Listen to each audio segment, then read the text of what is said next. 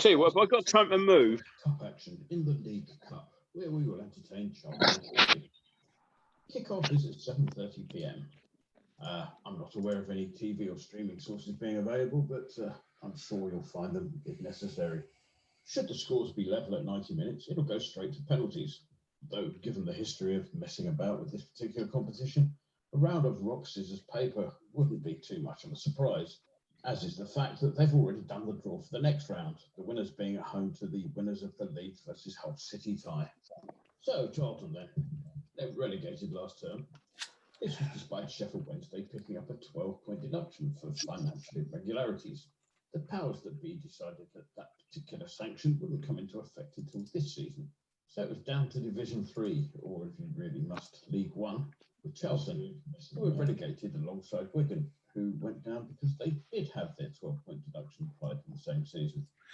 Good evening and welcome to Eyes Up, Mother Brown, the live coverage, alternative commentary of every single West Ham United first team match. Tonight, we are, of course, focusing on West Ham United's first foray into the Carabao Cup this season. We are playing Charlton Athletic tonight from League One. League One, Charlton. There's a sign of the times, eh? And I am joined, I was on my own a few moments ago. I was getting a little bit worried, but I'm delighted to be joined by Gnome, who's over there next to me, and also perfect timing. Look at that for timing. The pink Palermo jumping in right now. So how are we doing, guys? Everyone all right? We all good? Yeah, a bit warm, isn't it? Good stuff. We are live now, so let's curb the language and watch our P's and Q's. As I said, we are live tonight. There aren't many streams about, so we're expecting quite a few of you to be joining us. We look forward to seeing all of you, new and old, and a special welcome to those of you who are joining us for the first time. Before we go any further, I'm going to pass you over to Gnome, who is going to take you through the teams for tonight. Gnome, over to you, buddy. Okay, you're going to have to give me a second because I've just moved location and I've left the teams over where I was a second ago. Quality stuff as always on the Eyes Up Mother Brown stream. Pinky, how are you? How are you doing, buddy? Yeah. Nick of time tonight. I've managed to get in, download the link to the live thing, get it up on the big screen on the telly in the front room, and I think I'm good to go. So I think I'm linked in with you. I think I've got it on the telly. They're showing the adverts at the minute, it looks like. But yeah, we should be good. And no idea who's in the team tonight, so I look forward to Gnome retrieving that vital information. Got it. Sorry about that. I wanted to go somewhere a little bit more comfortable, and here I am. So I suppose you want the teams then? Oh, go on then. Far away. Why not? All right. Yeah. Since I've gone all the way over there to get them, you're having them. Right. West Ham. We line up as follows: in goal, Randolph. Then we have Johnson, Masuako, Balbuena, and Diop. Across the middle, we have Snodgrass, Cullen, Lanzini, Yarmolenko, and up top we have Addison and Haller. So effectively, much of the bench from Saturday start. On the bench tonight, there are a lot of youngsters. We have David Martin in goal. We have Fornals and Bowen, who you might consider as first choice teams for the first 11. Then we have Silva, Alessi, Ashby, and Connor Coventry making up the rest of the bench there. So Harrison Ashby sounds like a nice little village somewhere where you'd probably go to retire. But anyway, moving on, we've got Charlton's lineup. Amos in goal, Purrington, Lapsley, Oshilaja, Barker, and then we have Doty, Levitt, Pratley, Otzuma, and we have Williams, who it says here will be lining up just behind Bonn up front. Their striker signing, Connor Washington, who they brought in from Hearts, is on the bench this evening. So they've rung a few changes themselves. Good stuff. Thank you, Noam. Pinky, first thoughts on tonight's lineup? Well, I mean, is that the most expensive lineup for this round of the Carabao Cup, or whatever the guys it's in West Ham United's history. You know, Haller, Anderson, Diop, there's £100 million right there, isn't there? So, you know, for my money, you've got to look at that and say, if they really are £100 million worth of players, surely tonight is the night to prove it.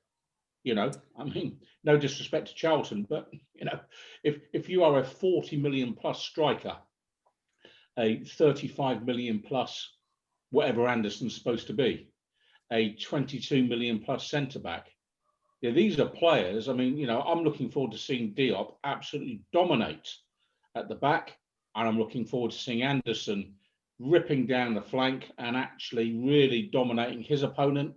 And Haller, is it unreasonable to expect a couple of goals from him tonight? So I think, you know, the team, you know, there's plenty in there. It's nice to see the return of Robert Snodgrass, you know, who I was starting to send out search parties for. Where has he been? You know, has he been bunking up with Quasi all of a sudden? You know, where has Bobby Snoddy been? So nice to see him get a run out as well. So from my perspective, it should be a strong enough team there. You know, we can talk about weakened teams, and you can say, well, where's Rice, where's Souček, and things like that. But goodness gracious me, if £100 million plus of talent can't beat Charlton Athletic at home, then we really do have problems. So words that will come back to haunt me in about 2 hours. Yes, you can see it happening, can't you? Thank you, Pinky Gnome. You and I were briefly, very, very briefly, discussing the Charlton lineup a few moments ago before we went live on air. Would you like to share our newfound wisdom about the changes that Lee Bowyer has introduced for tonight? There are a few changes, but I think the back four, from what we were saying, is pretty much unchanged. Yeah. And the changes amount to the resting of Washington. I think obviously 2 games in 4 days or whatever it is, may be an issue at this time of the season, particularly as it's not a cool night. I don't know what it is right in Stratford, but it's I'm about, I guess, about 10, 15 miles away from Stratford, and it's certainly sweltering here. So just as an aside, we were talking the other day when we were watching the match, there were adverts for hair transplants, Graham, and that Dr. Sink thing. Some of the adverts just may be of use to you. If you can't afford to go and see Dr. Sink, they do have adverts there for Gorilla Tape and Gorilla Glue, just to help you out there. So, always handy to know. You never know when you might need a bit of Gorilla Tape. Just seen a post by a friend of KUMB's, a Mr. Terry L, who also known as AKA Amox, who's just said, I've just tied up West Ham's side against Charlton, and it's also almost entirely made up of bona fide reserves. They cost the club approximately £170 million. How's that? That's not bad. Going back, Pinky, to what you were saying there about the most expensive team in this round of the Carabao Cup, no doubt. Undoubtedly. And, you know, I mean, our chairman takes, you might say, an awful lot of stick. Some you could say an appropriate amount of stick. But he could look at every other club chairman in the country tonight and say, I've stuck out 170 million knicker on our pitch tonight. Mm-hmm. And if he doesn't see an absolutely convincing thumping of Charlton Athletic tonight, then really you have to say, I mean, looking at some of those signings, you know, the Pellegrini bunch, can Manuel's reputation possibly survive a further shredding? Because they're his players in the main. You know, there's an awful lot of them there. The chairman's backed that particular manager. If they're any good, prove it tonight, and stuff Charlton. And that's taking nothing away from Charlton, who I'm sure will be a fine team, you know, at their level. But no one's going to say Charlton Athletics teams cost. Let me take a guess. Well, they've got a transfer embargo on at the moment, so there you go. Every time a player goes out, one can't come in until one comes out, and all the fees have been undisclosed or free transfers, you know, of late. So you know, they do have issues. One thing I would say, I mean, yeah, we all know that there's 170 million pounds worth of player out there, and that yes, it all ought to be. Players of that caliber, there ought to be a win, but at the risk of throwing one of the oldest cliches in the book into play, it's the cup, it's a leveler, and we need to have the right attitude here, and because Charlton will be up for it, won't they? I mean, A, it's the London derby, and B, it's a cup game, and it's you always want a chance to stick one over on your bigger neighbours or whatever, don't you? So we can't underestimate that the effect of that levelling process. Do we? Of course, there are two divisions between us now. But before we kick off, and we're about 5 minutes away from kickoff, I think I'm just looking at the stream now, and we're seeing a lovely shot of a very empty London Olympic Stadium. But before we kick off, gents, Pinky, I'll come to you first. Have you got any particular fond memories of past matches with Charlton from yesteryear? Anything that springs to mind? Throwing this one on you, I do appreciate. I was going to say thanks for that. No, because I mean, if you asked me who we played last week, I couldn't remember. So that's surprising. While you're my fond memories of Charlton would be the fact they sold us Billy Bonds, which so they'll always have a place in my heart for that one single act. Yeah. And I think, what was it, 67 grand or something like that we paid for him, or 50 grand. It was a relatively decent fee in the era, but probably one of our better value ones.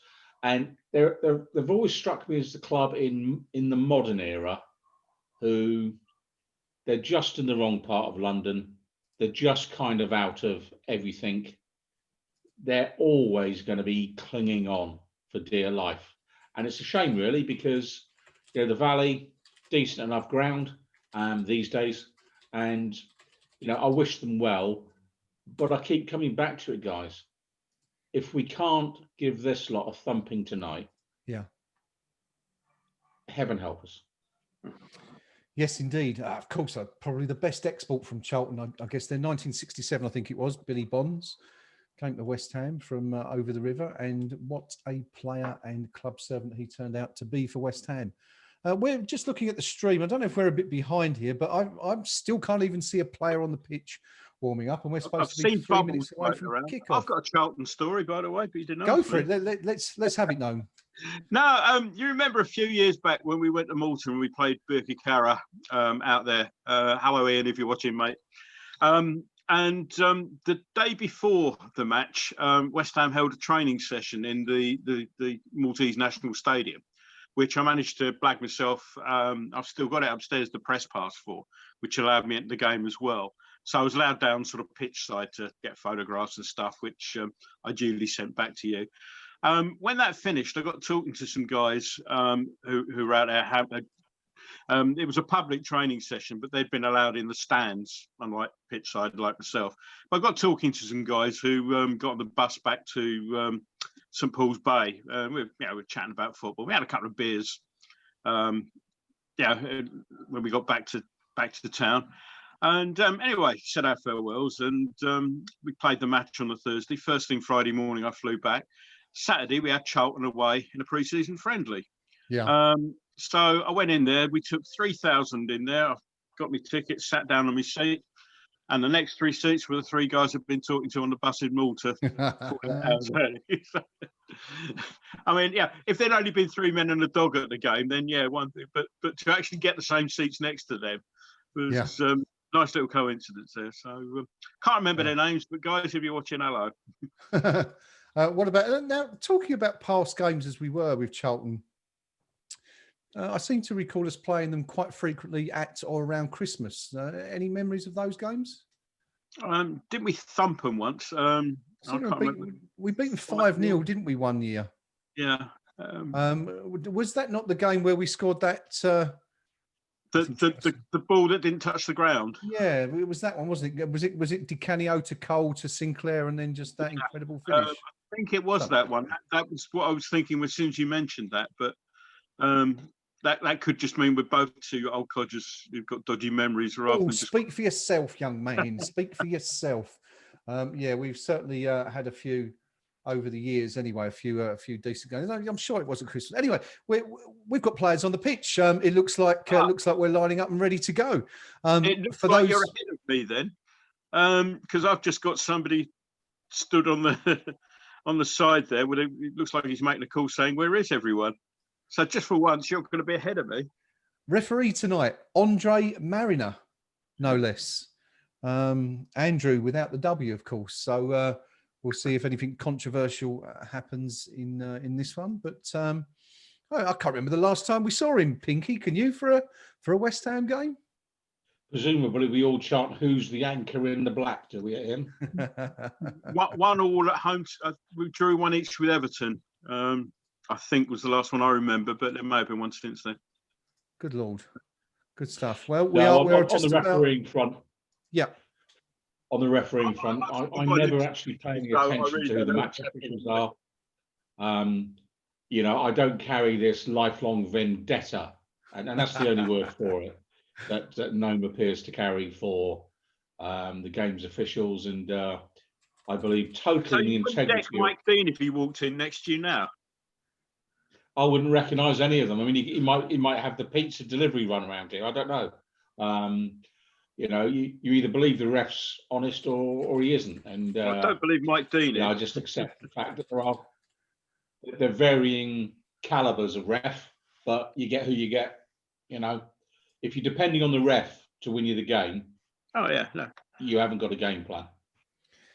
It's good to see the referees' debate has started before we've even kicked a ball tonight. We have kicked a ball now because Charlton Athletic have got us underway in this Carabao Cup second round tie. I've caught up with you. I think I'm just about to go live. I've got they're on the knee now, yeah? Oh, yeah, well, I'm seeing there's a throw, and I'm just seeing Ben Johnson taking a throw, and so you're probably about 10, 15 seconds behind. I don't know where not Pinky quite. is on this I'm one. on 12 seconds now.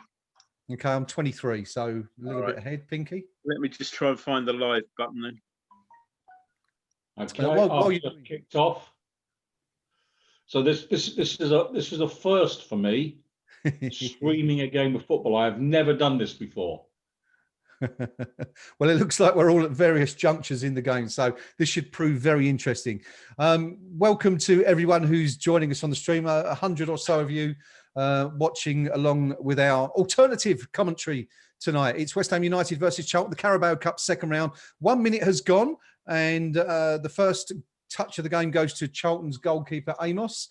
West Ham lining up as follows: Randolph, Johnson, Balbuena, who is captaining the team tonight, Issa Diop, Masuaku at left back, Cullen and Snodgrass holding the centre of the field, Yarmolenko and Lanzini also in the centre, and Anderson, we believe, playing just off Haller up top. On the bench, we have Martin, Ashby, Coventry. It does sell a tour of Middle England, that doesn't it? No. Alisi, Fornals, Bowen and Zonde Silva making up West Ham's 18. Up Zipu asks, where are you guys managing to watch the game? We have had to put our hand in our Sky and pay £10 to watch the Carabao stream, which is available from carabaocup.live. For £10, you can watch the stream. We're just seeing Anderson break into the box on the left. The ball's pulled back to the edge of the box, but it's an easy clearance for Charlton. Carabaocup.live, we're watching it on. It's available there from £10 if you wish to join the stream. If not, we're going to keep you up to date with everything that's going on and anything that happens. On my clock, it's 2 minutes and 6 seconds gone. We're just seeing Ben Johnson pass the ball across the field from right to left to Anderson, who looks like he's taken a wide berth. On the left, he's played it down the line. A low cross has come in. It's headed clear by Charlton to the edge of the box, and danger is averted. Nome, so far, anything that's caught your eye? Apart from more advertising balls, about 10 seconds behind you. So I'm just watching the bit you described there as the cross was cleared. So I'm about 10 seconds behind you, I'm afraid. Nothing really. I've just spent the time trying to get this stream worked. And the fact that I've had to pay £10 for it means that I'm going to join the Preview Percy thing. And I'm actually defiantly not going to mention the sponsors. It's going to be the League Cup. So that I've had to pay for this. If they want me to mention their name, they can pay me. I've just had to It's a restart. hard my school stream. with you, wouldn't it? No. Yeah. I mean, if I've got to pay for it, at least they can do is make it on time. 3 minutes gone. West Ham United 0, Charlton 0. The ball's been played pretty much, or the game's been played pretty much wholly in Charlton's half so far. Nothing really of note so far. West Ham had that little foray down the left-hand side with Anderson, and nothing coming of it. It looks like Hilaire's playing up top with maybe Lanzini playing slightly behind him at the moment. But yeah, West Ham, Most as of you the would lineups expect. we saw suggested it would be Anderson, but I may actually have caught you up. Oh, wow. Okay, I'm good on stuff. 3:29, 3:31 now. Yeah, there's about 8 or 9 seconds. You're not too far behind, so that's good. You're catching me up slowly but surely. 3 minutes 48 on my clock. Charlton just playing the ball across the back in defence. West Ham, of course, as we said a few moments ago, expected to be on top in this one. I think Pinky, and it's sort of panning out that way so far. Yeah, I mean, when Charlton are in possession, it's a case of they're slowing the game down, trying to reduce the tempo of the game. Okay, I've got to say, I've been break you there. quite impressed with the way we started. Okay. Sorry, no, I was just going to say West Ham bursting down the right. Yarmolenko pushed into the box, tried to go around his man and put a low cross in, but nothing. It was cleared out quite easy. Sorry, Pinky, back to you. Yeah, so I'm quite impressed with what I've seen so far. I mean, they're being positive, they're moving around well, and there doesn't appear to be any great sort of a why are we here attitude. So long may that continue into the game. But it's all West Ham so far. I mean, no doubt about it. Yeah, 5 minutes gone, pretty much. Just coming up to the 5 minute mark. West Ham United 0, Charlton Athletic 0. West Ham with a fairly strong side out, we think, tonight. Not too much experimentation from David Moyes. We were slightly concerned, weren't we, that Moyes might not take the competition completely seriously. So that's good to see a relatively strong side. We're just seeing Charlton burst into West Ham's box. West Ham conceding possession, of Fabian Balbuena has intercepted to put the ball out for the first corner of the game to the visitors. Noam, over to you. You should just about be seeing that by now. I've just seen that now. Yeah. It's just again sloppy pass out on the left there. Ball came in. Balbuena was stretching a little bit for that one, and it just pointed at the pitch to suggest it got an awkward bounce. He had perhaps a little bit more time to deal with that than he realised, but I guess safety first. But he could have, he might have had time to take a touch and maybe go for touch rather than the corner. But okay, we're again, just seeing safety first.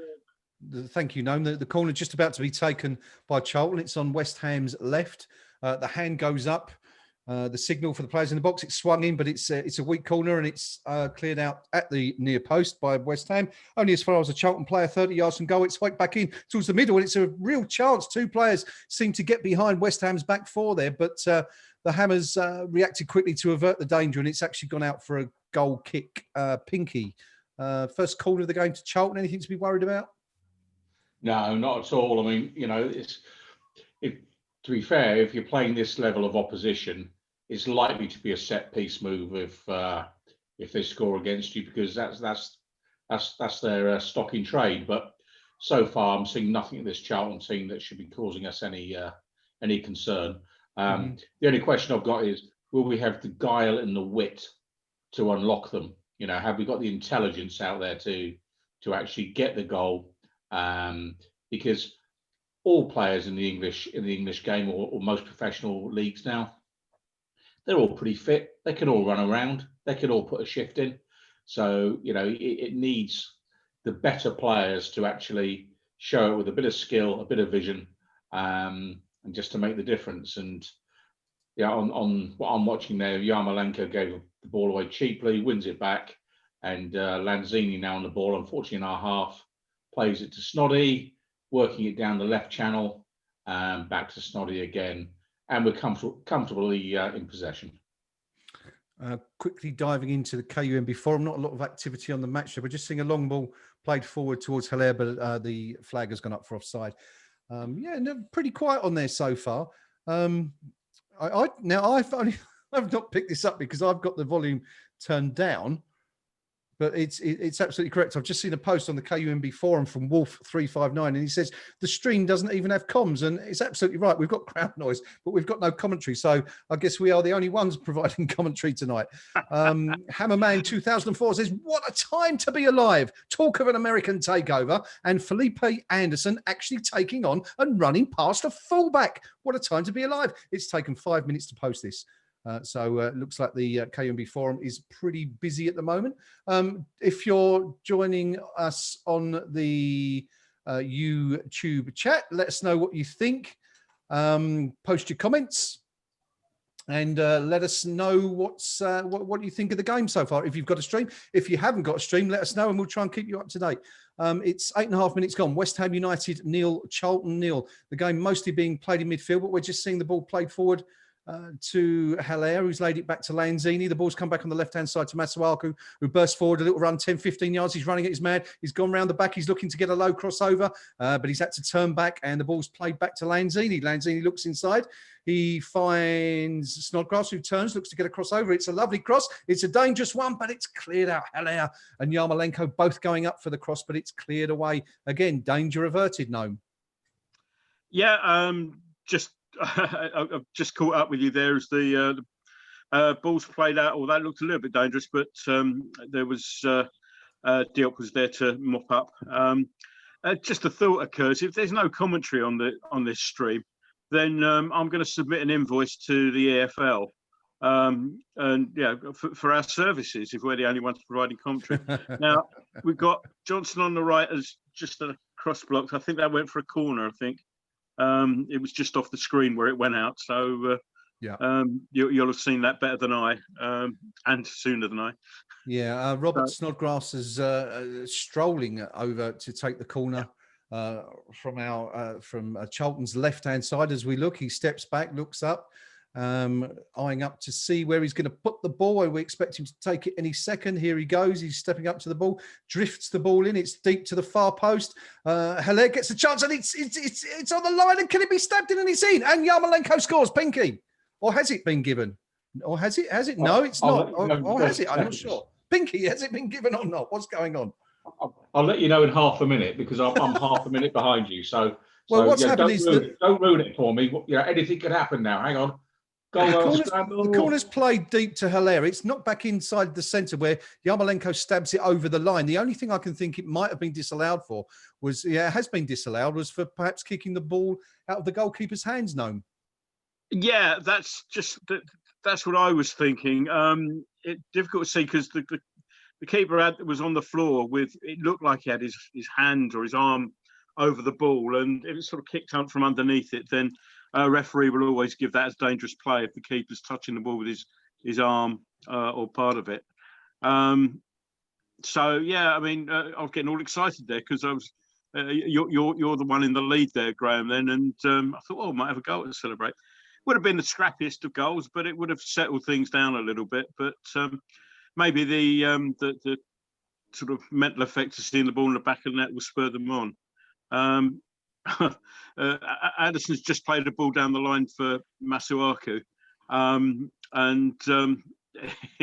it's one of those ones where Masuaku probably turns around and says, yeah, I might have got that 15 years ago given a motorbike, but not today. 12. We're just approaching the 12-minute mark. It's West Ham United 0, Charlton Athletic 0. West Ham had the ball in the back of the net but 1 minute ago from Andrei Yarmolenko, converting a header from Sebastian Haller, but it's been disallowed, we presume, for kicking the ball out the goalkeeper's hands. Not quite sure he had it fully under control, Pinky. I think we'll have to have a look at that one. That's hopefully at half-time when we get a replay. Yeah, it's one of those ones which you could pretty much guarantee, had it been our keeper with his hands on the ball and Charlton scoring, well, the ref might have given him the benefit of the doubt. But you know, I can't really complain about that being disallowed. And you know, the encouraging thing is that we put it in the net in the first place. But for my money, you know, we're still comfortably on top on this. The only fear again, will we get mugged? The classic game where we're on top for 90 minutes, and on 92 minutes in it goes from the opposition. You know, it is, you could almost see, but so far, we're totally comfortable. I mean, it's the golfing class that is really evident. You know, where suddenly our £170 million team, or whatever it was that the poster described them as, looks like a £170 million team when they're playing against a free team. But it's still 0-0. We've just seen Lanzini taken out there. Snodgrass has been debating the subtlety of the challenge, I think, with the referee, but Lanzini and Snodgrass have stood over it. Perhaps, Graham, you'd better take over. Yeah, the ball's coming. Snodgrass has taken the ball. He's put a cross in, and Diop's gone up to head at goal, but he's been beaten to it. The ball's fallen to Felipe Anderson on the left, who's played it down the line to Hilaire, who's dropped it to the far post. The keeper's got handed. Lanzini's there, but he can't get anything on it, and the keeper, Amos, picks it up. Not really a great chance for West Ham, but you sense the goal's coming home soon anyway. Yeah, I mean, that one, as I say, I'm just catching up with you, and the keeper flapped it a little bit, and it flapped it into Lanzini, who it hit before he could react, and back into, I believe they say, the grateful arms of the slightly blushing goalkeeper there. So, but yeah, I mean, we just need to keep plugging through. Yeah, we're dominating possession. I'd like to see us be a little bit more incisive. We're taking our time on the ball a little bit. Yeah. Which, as you might recall, was a criticism we had on Saturday. And we're perhaps not as ponderous as this. And obviously, Charlton are in no way to really be compared with Newcastle. But just like to see us. Masuaku's got a bit of pace, and he's run up his fullback already once today. And I'd like to see him a little bit more of that, a little bit more running at them. Lanzini did a minute ago for that free kick where he got taken out. And you get the impression that those players who can run at people, if they do, Charlton may have little to respond to that sort of play. Yeah, quarter of an hour gone. West Ham United 0, Charlton 0. West Ham very much enjoying the better of the opening exchanges here, having the ball in the net already, as we said. But yeah, it's very much as you'd expect. The Premier League team controlling the game so far. We're just seeing Snodgrass receive the ball wide on the left-hand side, and Lanzini dropping deep to pick it up. But it's good stuff from West Ham so far. I don't think we can expect any more, really. They're going about their business diligently, and we're just seeing the ball played into Haller in the centre. He's picked it up to Anderson. Anderson's looked to play it back, but he's tackled, and the ball is cleared again by Charlton. Pinky, reasonably happy, really, with what we've seen so far, 16 minutes in? Yeah, absolutely. We've looked comfortable on the ball. Application's been good. The tempo when we're in possession is good. We're playing all the football, truth be told. Charlton are trying to slow the game down. It's not quite play acting yet, but they know if they play at a pedestrian pace, we'll gradually drift into it. So it's important we maintain that tempo and keep going at them. But I'm happy with what I'm seeing. I mean, it's if you were a neutral watching this from Planet Zog or wherever, you'd say there's only one team in this at the minute. We've just seen Robert Snodgrass fire one over the bar from just inside the box from quite an acute angle. The ball laid back to him by Felipe Anderson. Snodgrass looked up and tried to curl it into the top corner, but it's about 10 yards too high and no danger for Charlton there. So we're just approaching the 17-minute mark now. It's still West Ham United 0, Charlton Athletic 0. West Ham with the best chances so far. Definitely on top. Charlton not really had a chance yet. They had that one corner earlier on, but it came to nothing. And no, it's as we've been saying all through so far, it's all West Ham really at the moment. Yeah, as Pinky did mention before, though, we don't want to be mugged, and they need to carry on. It's been very professional so far.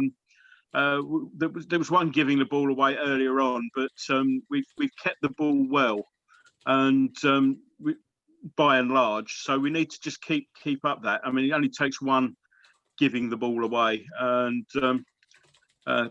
we could go behind. So carry on, keep being professional, and sorry, just Just So we just see watching. the ball come back into the middle. It's played in, and Haller is inches wide. So close to West Ham taking the lead there. Haller rubs his face into his shirt in slight despair. The ball was played down the left-hand side. Ben Johnson escaped, and superb work from somehow Johnson. it's absolutely fantastic. A little back heel allows him to keep the ball in. He plays it back to Haller, who's 8 yards from goal, and Haller takes a swipe at it, but doesn't really get a very clean contact, and consequently the ball rolls inches wide of Charlton's post. Probably the best chance of the night, Pinky, for West Ham, that one, and certainly for Haller. Absolutely, and I've got to be honest and say, if we were playing like this every week against the standard of opposition every week, we'd be playing to at least 100 people would have turned up tonight, never mind an empty stadium, but I mean, it's just the difference in quality between the two teams. Just in fairness as well, I need to clarify my comments about Charlton Athletic, where I say they're playing at a much slower tempo. In fairness to them, we haven't seen any what I would call nefarious tactics from them at this stage. They're trying to play football, they're just not at the same level. So hats off to their manager for not sending them out with the book of dirty tricks. They're trying, they're just not good enough compared with our lads at this point in time. Yeah, we're just seeing Arthur Masuaku goes down the left. He's distraught that he hasn't been given a free kick for a challenge, but I'm not sure there was anything really in that. So 19 minutes on the clock. West Ham United 0, Charlton Athletic 0. West Ham totally on top at the moment, in complete control out there as things stand.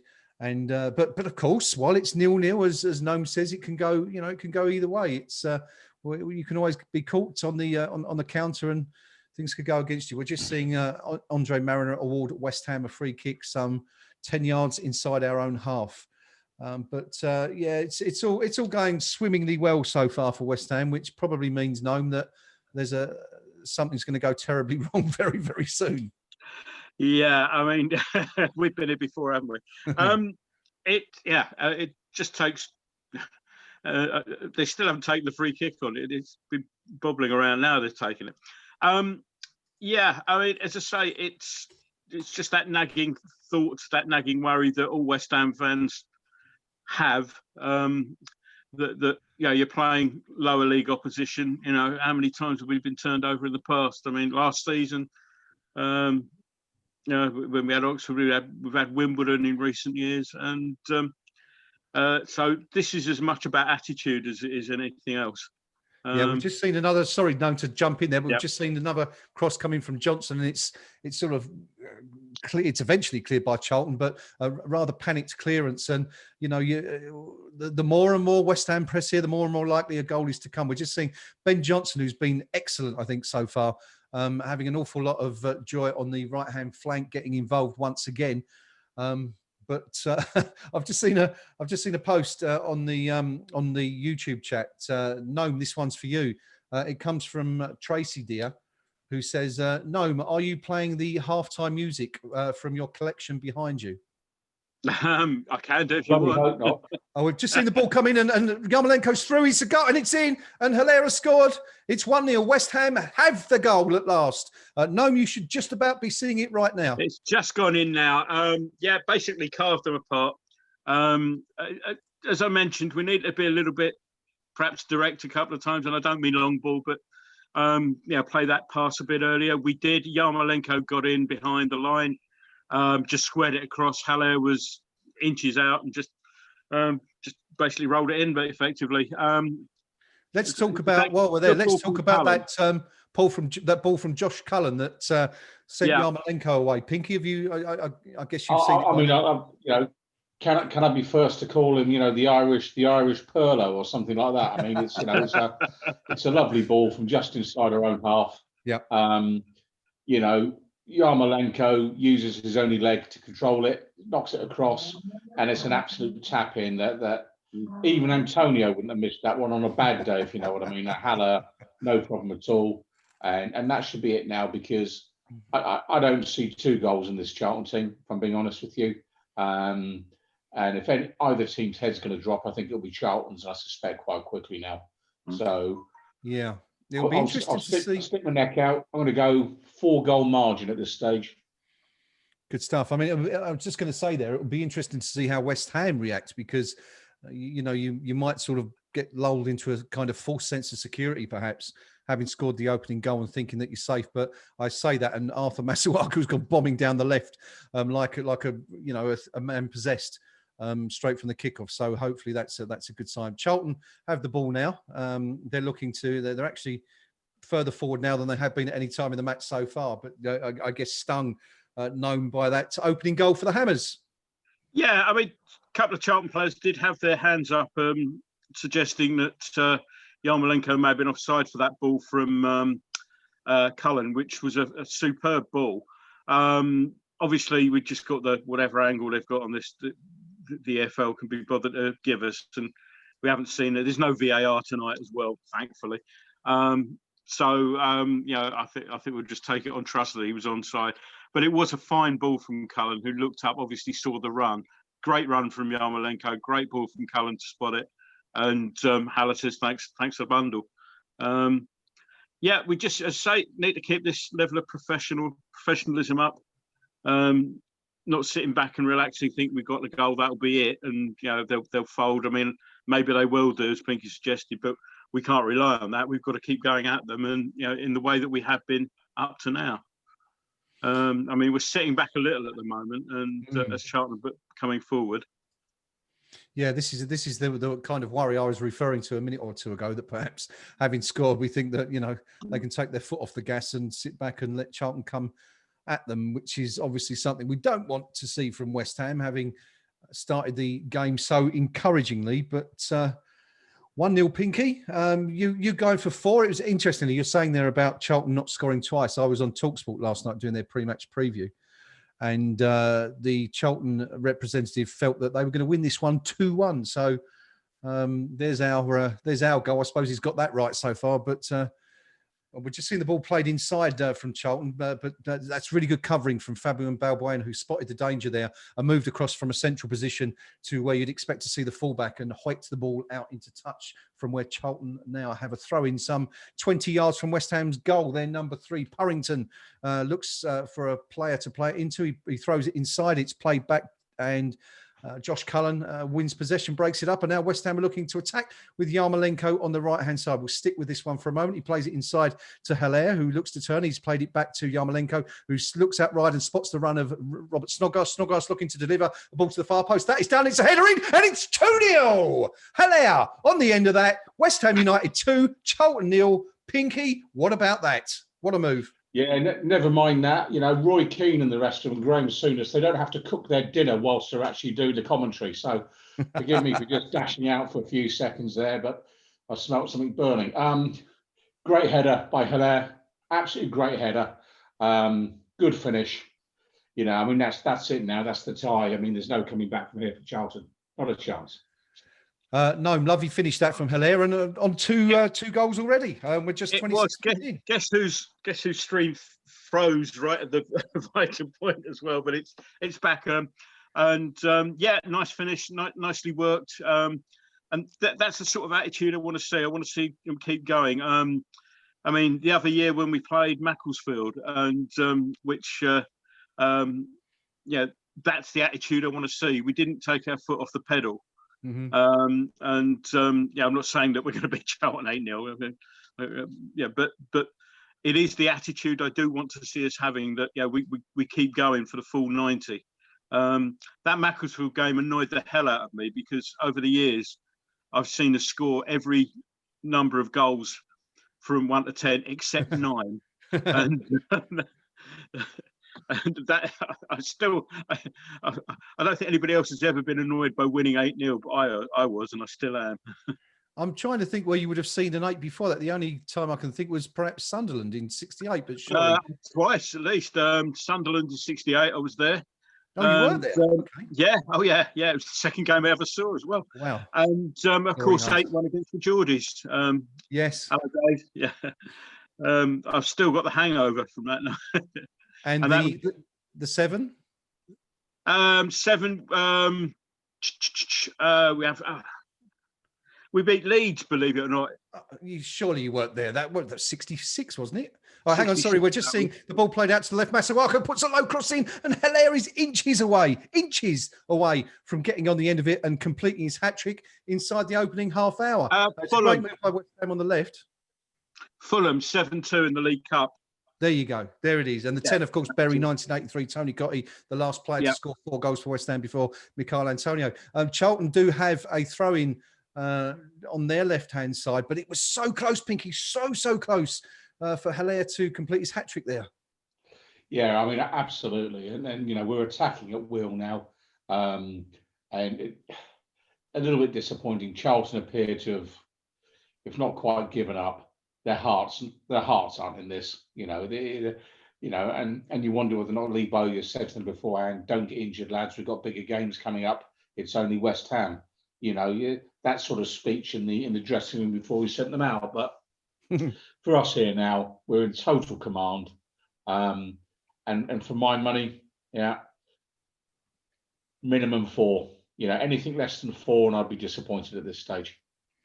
Well, we're nearly a third of the way through the game. It is West Ham United 2, Charlton Athletic 0. Welcome to all of you who have joined us on the live stream. For it seems quite a few of you can't get a stream tonight, so we shall endeavour to keep you up to date as much as possible, and with any actions or chances that come in.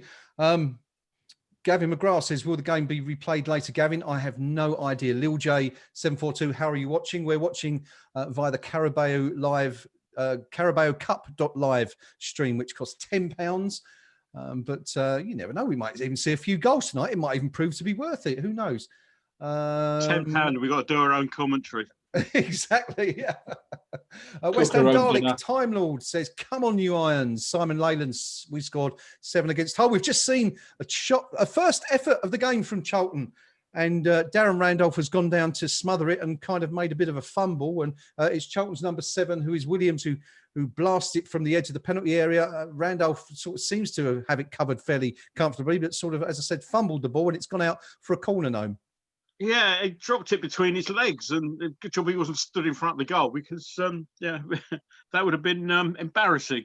Can I just do a quick time check with you, Graham? Because when I had that freeze earlier on, I just want to work out how far I am behind you.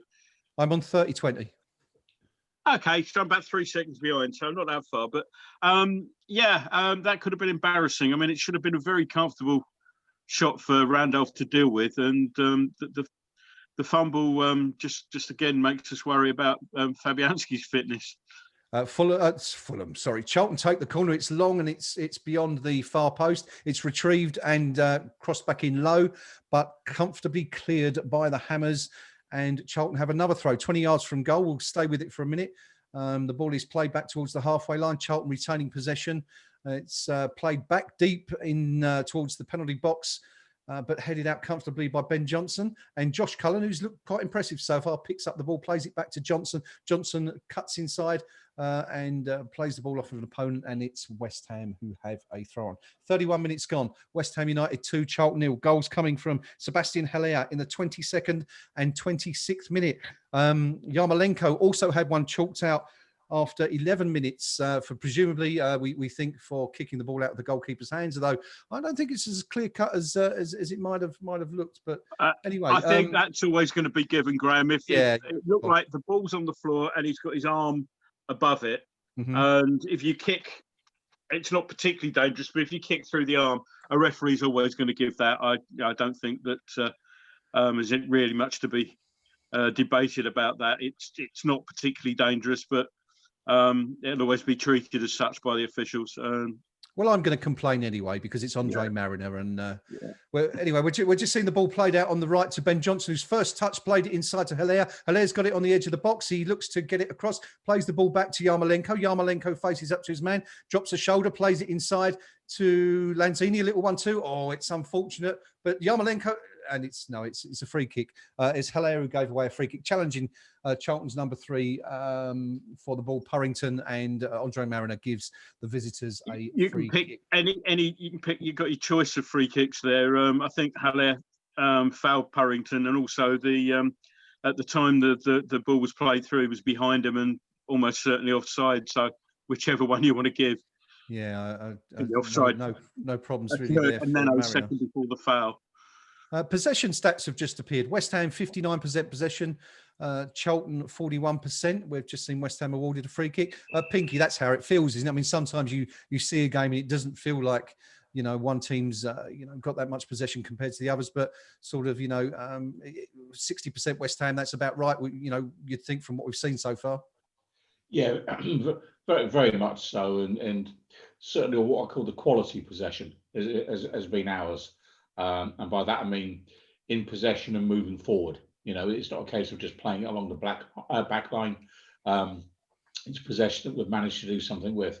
I mean, for me tonight, I'm looking at this and just going back to Robert Snodgrass and this strange case of the missing Bobby Snoddy thus far this season. I just wonder if he's a player that we've been trying to send a very clear signal to, that actually if an offer comes in, you'd be wise to take it because you're just not going to feature for West Ham anymore. Bit of a shame if that's the case, because I think he was very good for us last season. Mm-hmm. But at 33, he's another one that if you can get him off the books, we're really going to try. So tonight he's on a hiding to nothing, because I think this is the only competition where we're seeing Snodgrass in this season. Yeah, very much so. Real shame, as you say. He's been a good servant, but I guess if we're looking to progress, 33-year-olds are probably, outfield players at 33 are probably the kind of players that you're going to be looking to shift on in the coming months. And we're just seeing Charlton enjoy a bit of attack. Once again, it's coming down the left. Everything seems to be coming down the left. They're 25 yards from goal currently. We're just seeing Doughty cut inside. He's played the ball short. The number 9, who is Bon, has tried to play a short ball through. It's blocked. The ball's played back into the area, but it's comfortable. It's gone right the way through to Darren Randolph, who this time takes the ball comfortably and rolls it out to Robert Snodgrass, and West Ham look to build again. Welcome to everyone who's joining us live on the stream, especially those of you who are here joining us on Eyes Up Mother Brown for the first time. Come and join us every week if you can. We're here every week. And, we look forward to seeing you a little bit more often. Let us know what you're thinking of the commentary, what you think of the game so far. Clayton Selves says, show us the game quick. No, Clayton, we can't do that. We'd be in desperate trouble. Gavin McGrath says, great job. Sorry, don't know your names. Top right, you need to be on Talk Sports. Top-notch commentary. Very descriptive. No idea who that is. Top left. I'm not sure. For some reason, they seem to. On my stream, that's known. You're top right on mine. I'm guessing it's you because you're doing all the commentary. Because I'm just gapping up. Okay. Well, Ryan Kimball says. Man's obviously mad. Yes. Ryan Kimball says, in the States, we cannot live stream from Carabao. It stinks. Well, I'm sorry to hear that, Ryan, but stick with us. We'll try and keep you up to date. Anyway, Gavin McGrath also says they have freaking Villa versus Burton live everywhere else. So stick with us, guys. We shall endeavour to keep you up to date. The ball has just been played out. Oh, someone earlier asked, I didn't catch who it was, and without scrolling up, someone asked how Felipe Anderson is looking so far. He's actually looked quite energetic and particularly interested tonight, I think. Pinky, wouldn't you say? Yeah, absolutely. I mean, tonight he looks a 30-odd million quid player, whatever you paid for him, because the calibre of opponent, just lets him run by them. That the Premier League was so accommodating. But all he can do is beat what's in front of him tonight, and he's doing it with good regularity. He looks like he's putting a shift in. He's even been tracking back on 2 or 3 occasions, which is nice to see for the likes of me. But I'd like to see him still get in the opposition's box more. If even tonight he isn't featuring that often in Charlton's box, and if he wants to get a goal, that's where he needs to be. Robert Snodgrass has just delivered a free kick into the box from wide left. Thank you, Pinky. But it's been cleared out, and we're just seeing Charlton on the attack now. They're entering West Ham's third, and they're looking to swing the ball into the box. The ball's played in short. I think he's offside, but no, it's... or is he offside? Yes, I think he must have been given offside there.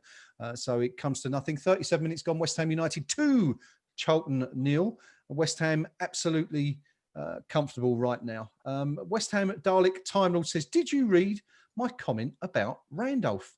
I didn't see it, Mr. Time Lord, but I'm scrolling up and I can see it now. You were asking, why is Randolph 32 or 33? He should be 13 as Roberto left. I'm presuming that's a dig at Randolph. But Adrian, wasn't Adrian 13 as well when he was here at the club? Adrian was 13, yeah. We didn't have a number 1, did we? That's right. Yeah, which was rather odd, wasn't it? Yeah. So we're just seeing the ball. Arthur Masuaku sprinted into the Charlton half and completely taken out one of his a Charlton player, and he's actually been yellow carded for it. The first card of the day shown to Masuaku, who puts his hand up in mock Who, me? surprise, as if to say, Yeah, "Me, it was why you. me?" It was you, Arthur. He's gone right through his man there. Noman deserved that one, we think. Yeah, he could have pulled up and didn't. Yeah, the ball was cleared and he just carried on. So yeah. So he's talking about number ones and not having a number one. There was. I can't remember what year it was, the World Cup, and Argentina's squad, which they gave their players numbers based on alphabetical order. So Osvaldo Ardiles was their number one. Which is just bizarre, seeing an outfield player with number one on the back of his shirt. So what year? That would have been, what, 78 maybe? No, it would have been later than that. 82 or 86, 80, one of those two. Well, there you go. If anyone knows the answer to that conundrum, what year did Argentina give their players squad numbers based on? There's not much happening on the pitch at the moment. Yeah, we're just seeing Charlton swing across over from the left. It's evaded everyone, but they've picked up the ball on the right. It's played back into the centre. They're looking to build again. A little bit of patient football from Charlton. West Ham just holding those two banks of four, and Lanzini and Haller doing the running just to put some pressure on the back. Out steps Snodgrass to do the same. Charlton not being able to profit at all, and it's Anderson who actually comes across, makes the challenge, and the ball goes out into touch. Pinky, very, very solid stuff this from West Ham so far. Yeah, absolutely. But I've got to be honest with you. I mean, Charlton are catching my eye a little bit here because they're playing the ball largely on the floor. It's not agricultural football from them by any stretch of the imagination. They are playing in the main neat and tidy football. They're not as good as West Ham United. You know, the players individually aren't as good. But, you know, if I was a Charlton Athletic fan, I wouldn't be turning up at the Valley every week saying, you know, sack the manager, the football's rubbish. I mean, you know, they're playing football, you know, properly. They're playing it on the ground. They're not hoofing. Yeah. They're not. We have taken our foot off the pedal really since we went 2-0 up. Something I'd rather we didn't do, but we're going forward now. Great, if you want to take over. Yeah, so it's come to nothing. Ben Johnson received the ball from Haller, and Charlton are looking to counter. Actually, the ball's played out on the left, but it's a poor ball, and Snodgrass intercepts well, so that breaks down again for Charlton. It's been that sort of night for the visitors so far. We're just seeing the ball's played forward to Anderson. Someone asking where he's playing. He's playing very wide left. He's played it inside to Haller, who's 35 yards from goal. Lanzini takes up possession, rolls it out wide to Yarmolenko. Yarmolenko right on the right touchline, looking to cut inside. The overlap is there. He's played inside to Lanzini. Lanzini looking for options. He's on the byline now. He's touched it back, but there's no one there, and it's a simple clearance for Charlton. Someone was asking about Anderson, where he's playing. He's playing wide left tonight, and he's looking good, as Pinky says, but, you know, you'd expect him to look decent against a League Two team. We're just seeing Charlton burst forward as a 30-yard run down the left-hand side. It's played across goal, and it's only inches away from a player making contact there. I can't quite see who it is who the cross was laid into, but it's I think it's Doughty who's burst down the left, played the ball inside, and Diop is about 3 yards off his man. If that cross is another yard out, then it's 2-1. Yeah. But fortunately for West Ham, it evades the striker completely. And it goes out for a goal kick, which Darren Randolph has just taken. Pinky. Yeah, I mean, very dangerous from Charlton there just for a moment, because you'd have to say, you know, that's as close an opportunity at our end as Haller had at their end. You know, you're talking about 8-12 inches away from getting on the end of it. And the way with which they were able to get in behind us there was a bit concerning. Snodgrass did a classic, I'm tracking back and then passing responsibility onto somebody else moment. But yeah, Charlton might feel a bit unlucky there. You know, fair play to them. I have to say that Randolph was a lot more confident that nobody was going to get on the end of that than I was. He stood there just letting it go, and it was a lot closer than that. And he's also just played the ball across his own 6-yard box, worryingly close to a Charlton forward there. Not close enough for the forward to actually get a foot in, but the ball didn't have an awful lot of pace on it, and we managed to clear it. But Charlton are actually, yeah, fair play to them. They're coming at us at the moment. Yeah, Doughty's just picked up the ball on the left, cut inside and moved into the penalty box. Just beat Ben Johnson. He's looked to curl one into the right-hand corner, but fortunately for West Ham United, it's wide. Credit to Josh Cullen as well there for dropping back into the penalty box to provide an extra man for him to beat. Doughty looks to the heavens as if to say, what was that? And I'm sure he's certainly done better in the past. But it's still West Ham United 2, Charlton 0, 43 minutes gone. We're just seeing Lanzini pick up the ball 30 yards from goal. He's put under pressure immediately. The ball's played back to Cullen, who looks to play it down the left towards Haller, but it's gone out of play and it's a Charlton throw-in. So okay, we're rapidly... it's quiz time. Can any viewer tell me where Yarmolenko is playing? What position he is playing in right now? Has anyone got a clue? Because, it's just for fun. There's no prize attached, but where is he? Well, we've just seen him actually be spoken to, haven't we, by Andre Mariner? It's a long lecture. 2 minutes ago. I think what it was, I think it was a shove, wasn't there? Name off the ball. Well, would you call that a shove? I mean, it was one of those ones where he sort of brushed into a player. It was a little coming together that I don't think either player really even noticed it, and the ref decided. Sorry, no, just a break. And we're just seeing the ball delivered in yet again from the left from Doughty, who's getting a lot of ball, but it's broken down. And West Ham are looking to counter now, but unfortunately, it's a poor ball to Anderson, and he's had to check back and retain possession. He's played it inside to Lanzini, who finds Cullen, knocks it back to Lanzini. Lanzini looks up and plays it along the halfway line to Balbuena, who pulls it out left to Ben Johnson. And West Ham looking like they're going to be trying to retain possession for the rest of this half. We haven't seen, has anyone seen a flag go up to indicate how much additional time we've got? No, we've probably got to make that up ourselves. Yeah, well, let's say 2. Maybe I'll add a minute for the lecture, for the booking to Masuaku and the lecture. It was a nice long lecture he gave to Yarmolenko. The only thing I think of with the Yarmolenko thing was that there was nothing in that particular incident, but the referee did point up the pitch. Look, there was a clumsy challenge. There was a clumsy challenge where he clattered into his opponent, and no real harm intended, but it looked. Yeah, we're just seeing Masuaku burst into the box. He's had a go from a very, very acute angle, and it's a smart save from Amos, who gets a foot to it, and it's put out for a corner. Interesting break there from West Ham. Masuaku, as you'd expect, looking pretty decent going forward. I mean, he's about 4 yards from the byline and about 10 yards to the right of the goal, and he's tried to shoot rather than pull the ball back, and it's on target, and he's forced to save anyway. So I expect, with 2 minutes added on, this will probably be the last action of the first half. I'll pass you over to Pinky to take us through it. Yeah, I mean, Arthur, talk about the wrong option. You've got Anderson and you've got Yarmolenko in the middle. Just square the ball and either of them puts it in the net. I mean, that's just poor from Masuaku. He's done it again. Yeah.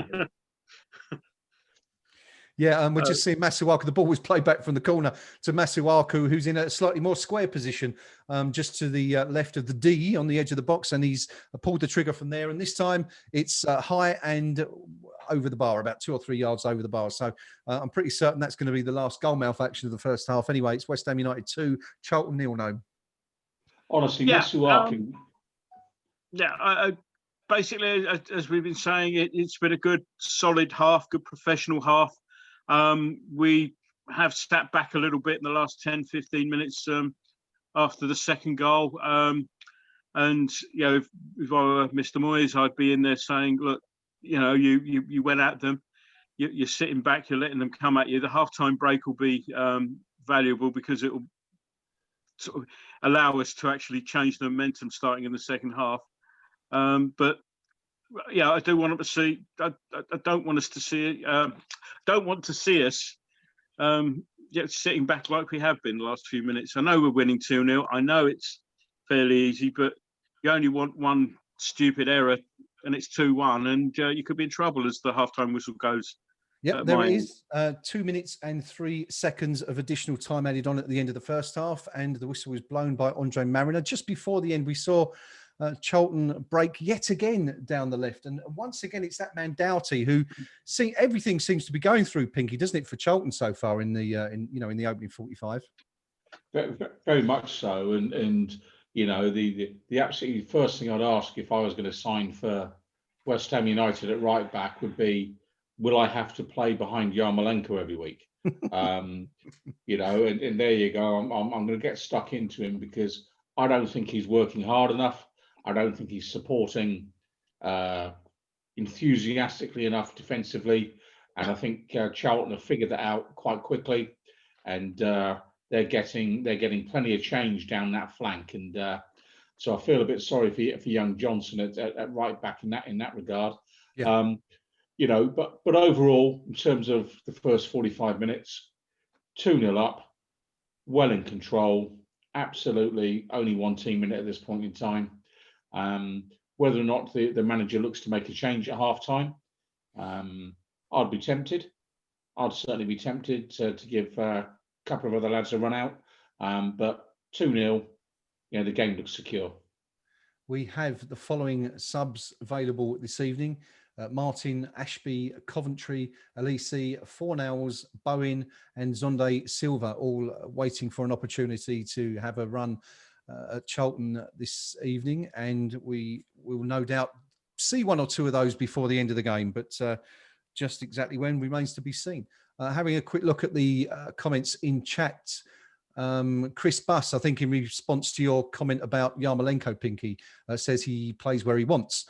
Kieran James Devaney says Yarmo is a roving left, roving right centre midfield, which I think sums it up brilliantly so far from what we've seen. And Matt Dynan says 4-5-1 or 4-4-1-1 tonight. Well, I'd say, Matt, it's probably more like a 4-4-1-1, the latter. Maybe even two. Lanzini sitting just behind Haller up top. Anderson and Yarmolenko seem to be playing fairly wide on either flank, but it's, you know, we've looked pretty solid so far. Here's one for you guys. Sam Kochik, I think I've pronounced that right, Sam. Apologies if not. Sam asks, who do you think so far has performed well enough to potentially earn a starting spot against the Gooners this weekend? Noam, come to you first on that one. Anyone who's, you know, really done enough so far? Difficult, really, because you can only sort of play against what's put out in front of you. And I think it'd be dangerous to actually base your selection for the Arsenal match on how well somebody plays against Charlton, who, with the best will in the world, as Pinky has said, are not in the same league, both literally and figuratively. So I'm not sure I'd base anything on that. Okay. And nobody's really sort of stood out and said, oh, I mean, and said to me, oh, that's definitely a first team starting role that we've got there. What about, I mean, Haller's look particularly, I mean, you know, they're pretty, the first one was a pretty simple chance, wasn't it? But the second one, as Pinky pointed out, was a really decent header. Could he perhaps be playing his way into the starting 11 on Saturday? Potentially, I suppose. It's a matter of getting in the service. And of course, the way Charlton played the first 30 minutes or so, we were getting in positions that allowed us to actually put those balls into him. You know, you've got to have one eye on who you're playing, and are we going to get that same sort of freedom on Saturday against Arsenal? Suggest probably not. Okay. Thank you, Sam. I'm delighted to know that I got that one right. Dave Edney says Josh Cullen. Pinky, would you agree with that, or Haller, or is there anyone else who's particularly taken your eye? No, I mean, picking up on Noam's point about, you know, you have to factor in the calibre of the opposition tonight, but also who we're playing on Saturday. And if I was going to pick anyone from tonight and give them a chance on Saturday, I might give Anderson a game. Yep. Mainly because I think Arsenal are the sort of team that would allow a player like Anderson to actually play a little bit. Yep. And perhaps let him off some of the more onerous and tedious parts of the job. So Anderson, possibly. I mean, Cullen in the main's been neat and tidy tonight, but again, you know, where are you going to play him and who are you going to leave out for him? And you know, that's really what we're up against. And I think there's a few tonight who you say, well, they definitely haven't done enough to merit even a fleeting consideration. And, you know, Masuaku there tonight, I mean, for me, you know, he'd be a player that I'd almost be tempted to send out 10 for the second half rather than him. Not because of anything he's doing on the ball, but because of his decision making and the opportunity where he's pulled the trigger himself rather than square the ball.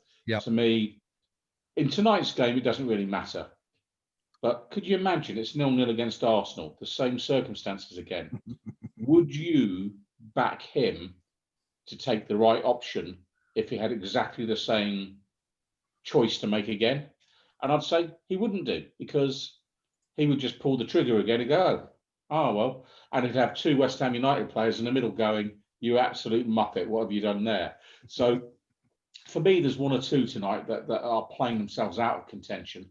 I don't think Lanzini's done enough tonight, if I'm being honest. Yeah, good point. He's been very quiet, hasn't he? He's been very, very quiet, and you know, all of them look technically competent. You know, they can all control the ball, they can all pass the ball where they're not being pressed at 100 miles an hour. So against these opponents, they all look good footballers, which of course they are, but they're not quite good enough, a number of them anymore, to do it against the very best in the game.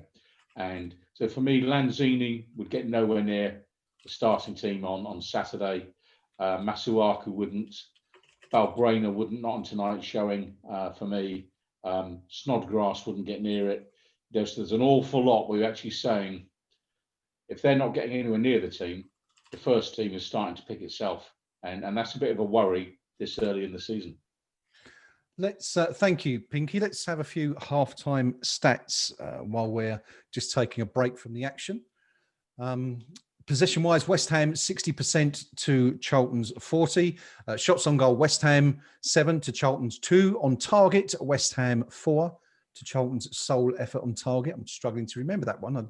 Perhaps that's the one that Randolph spilled. Clear-cut chances, none for Charlton so far, 2 for West Ham. Successful crosses. Now, this is quite telling, and I think comes back to what you were saying there, Pinky. Charlton 2 out of 8. West Ham 1 out of 10. We'll come back to that stat in a minute. Successful dribbles, West Ham 2 out of 3. Charlton 5 out of 6. 2 corners each. West Ham caught offside twice. Charlton just the once so far. Passing accuracy, West Ham 87% to Charlton's 77%. And key passes, West Ham 5 to Charlton's 2. So West Ham up there as you'd expect. Fouls committed, 5 each. Fouls 1, 5 each. Yellow cards, West Ham 2. Did we miss one? Did we miss a yellow card? I can only suggest he may have booked Yarmolenko. I didn't see 2. No, the only one we saw was Masuaku, wasn't it? Masuaku, but which was funny because of the what me ref look. That look you used to do to T, Graham. I have no idea what you're talking about. Moving swiftly back to the stats, half-time goalkeeping. Well, West Ham have made.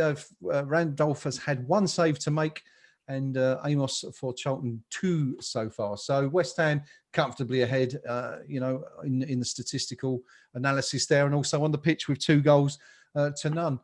Do let us know what you think of the game so far via the YouTube stream and also via the KUMB match thread. I do appreciate we're having a few issues on there at the moment because it's just so incredibly busy tonight where people are struggling to find a stream. We are trying to increase server resources as we speak. If you ever see me looking down and furiously tapping away at my keyboard, that's what I'm doing. So please. Yeah, really. If that's the case, that excuse. I thought you were going to say you've got the IT department on it.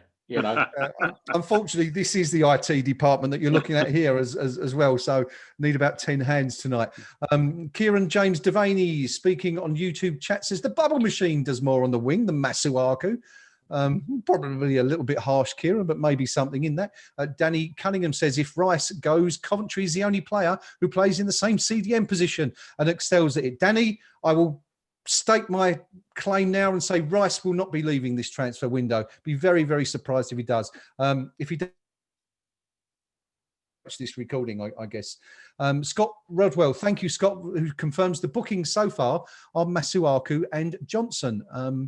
If anyone saw the Johnson booking, please let us know how. Yes, early on. I didn't actually see the booking, but I was surprised that he hadn't been. So obviously, clearly the card was shown off the ball.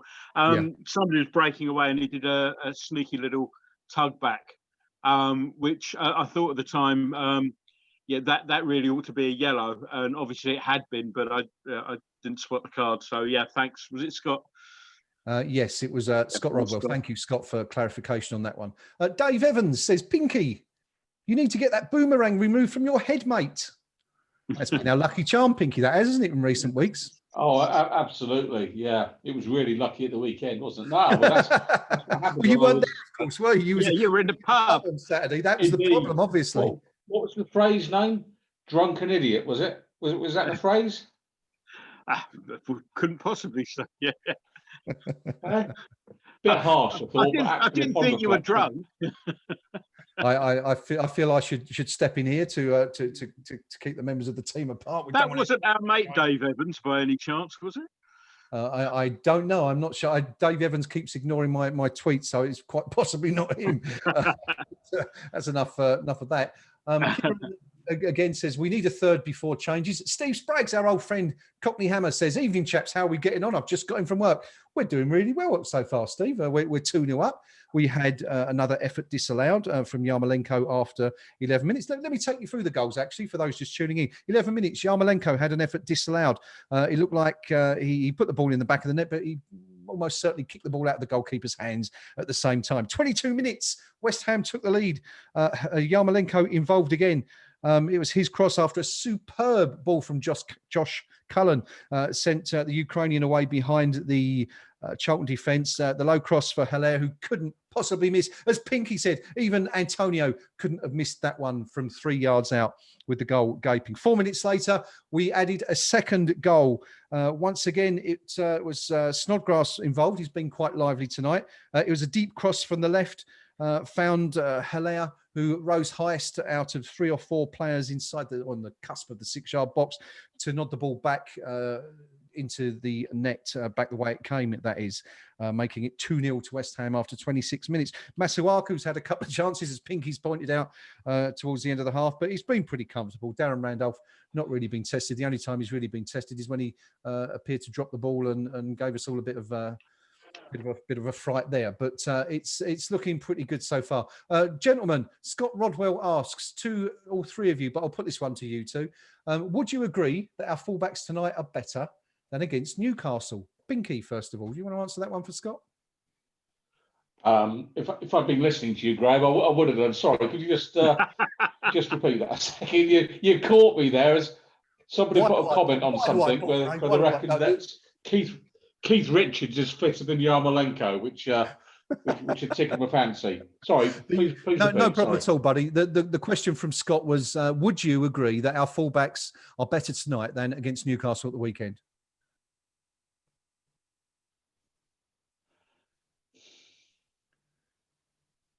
No. And do our problems really start at the fullback? And we're back to this debate about what's in front of them, who's in front of them. I think maybe going. No, I mean, is it any coincidence that every single game we're getting attacked down the same flank? Every single game, and it doesn't matter whether it's Johnson there, Fredericks there. The opposition are all saying tear down that flank and see what you can do. There's something fundamentally wrong with the team. So again, looking at this tonight, no, there's nothing I've seen at fullback tonight that would say we're going to go to Arsenal with real confidence. And that's not being unkind about young Johnson tonight. He's learning his trade and what have you. But I think most supporters all summer have been saying, where would we spend our budget? Yep. Most have been talking about a left back, certainly, and quite a few have been mentioning right back. And I haven't seen anything tonight that would cause me to stray too far from that opinion. So, no. It's a no from the Pink Palermo. Interestingly, Pinky, for those who are unaware, I had a good chat with Tony Carr this afternoon, the former West Ham United Academy Director, and I asked him that very question. Where would he strengthen if he was in charge right now? And interestingly, he said that he was quite happy to go with what we've got at right back. He thinks we're reasonably okay there. Left back, he would look to strengthen that. And also, interestingly, he said 2 centre halves. What do you make of that? Obviously, no confidence there from Tony in Diop, you would assume.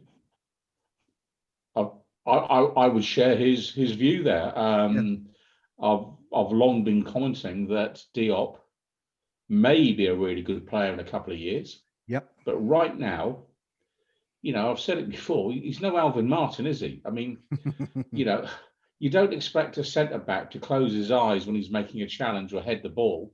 And his decision-making is frequently rank. I mean, let's call it what it is. Yeah. Saturday, when he actually jumped underneath the ball, just misjudged it completely. The number of times he comes charging out from the back line, where better opponents would move the ball on the deck in behind him, and it's poor judgment. And I think what we're in with centre backs is not many young centre backs get to play in the Premier League, and Diop for me, it was a gamble when we signed him because he's got potential, but I don't think a Premier League manager, and they get about 90 games each on average, the managers, they haven't got time to watch Diop develop over 300 matches before he gets good, So I think Tony Carr's calling that spot on. Interesting his comments there about right back, and I refer to my earlier comment about Mr. Yarmolenko and where he's playing and what support he's offering. Yeah, it was very interesting. Lovely to talk to Tony. If you'd like to see that interview, it's on KUMB's YouTube channel where you're watching this stream right now. Do go and take a look. It was lovely to catch up with Tony. The second half is underway here at Stratford. Not here. We're not there. We're here instead. If that makes any sense. West Ham United 2, Charlton 0. We're just seeing Anderson on the left looking to beat his man. He's played the ball back to Josh Cullen, who's had a decent game so far. Masuaku looks inside to Yarmolenko. Little back flick to Haller on the edge of the box, who turns, looks forward, plays it back out wide to Yarmolenko. Yarmolenko attacking inside the box, puts it on his right, cuts it on his left, has a shot. Oh, and it's whistled wide of the far post. So West Ham, less than 2 minutes into the second half, and we've already had an effort at goal there. Noam, decent start. West Ham looking to begin on the front foot. Yeah, I'm just looking at the replay of Yarmolenko doing his fullback, and that was more of a cross than a shot, really. There's nobody in position to get on the end of it. I think I was being a bit generous there. No changes in personnel from our side this half. For Charlton, they've replaced Bond, who was playing up front with, and I hope I'm pronouncing this right. Sorry, Charlton fans, I'm not. Aniki, the number 9 has come on. Number 10 has come on for the number 9, or is it the other way around? But we're just seeing Charlton break now. Once again, Doughty's got space on the right hand side, and he's laid a low cross over, and it's completely evaded everyone once again. But no, there's that man again. Doughty, everything's going through him, isn't it, tonight? Yeah.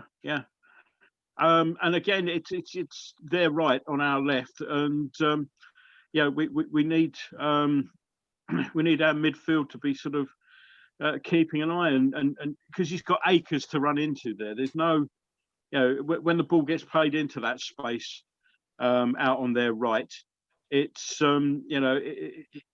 there's nobody in front of him. He's getting onto the ball, and whoever's sort of in defence has got to try and get across to cut out a cross. Yeah.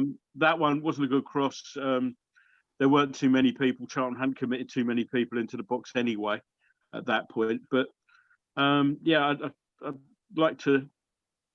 This is one of those games where you'd like to see somebody on the pitch take some sort of charge and say, right, look, he's coming through far too often.